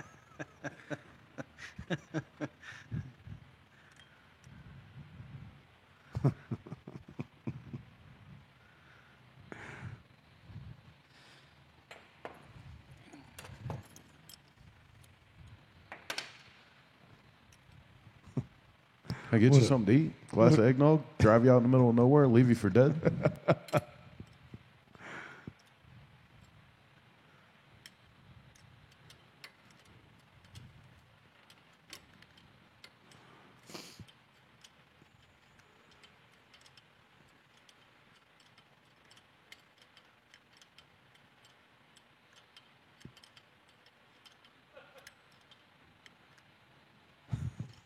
Is that an inside joke, Patrick? I don't know. Maybe he just got that. He might have an earbud in. There's a delay.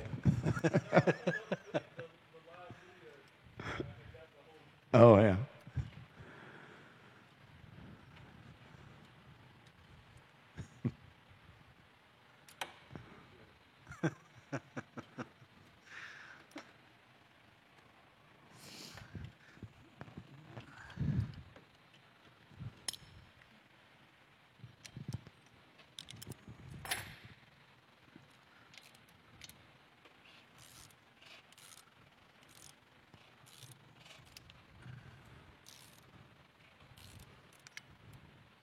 And then there was one.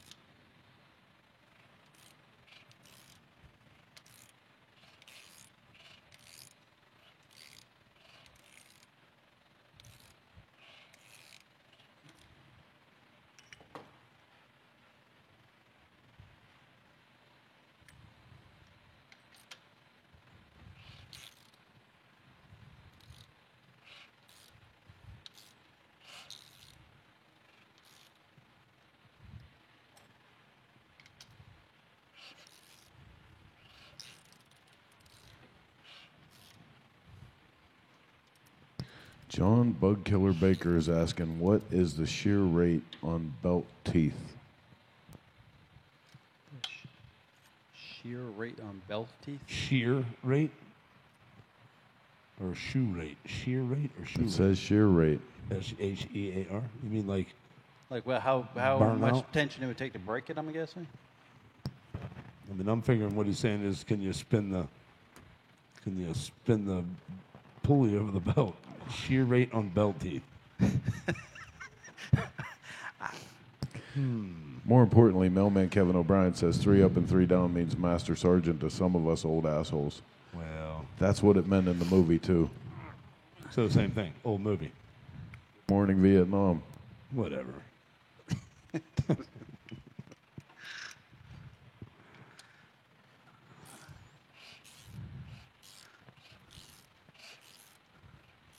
Try to stick with me here. There's going to be a test. Oh, I'll fail. I'm looking forward to it. You'll take the test? I'll No, take you the won't. Test. I'll take the test. I'm more than glad to take a test. I am a professional prover wronger. I'll take that test. Good, then find out what the shear rate on belt teeth is. About this much. How many licks take to get center of Tootsie Roll Tootsie Pop? 3.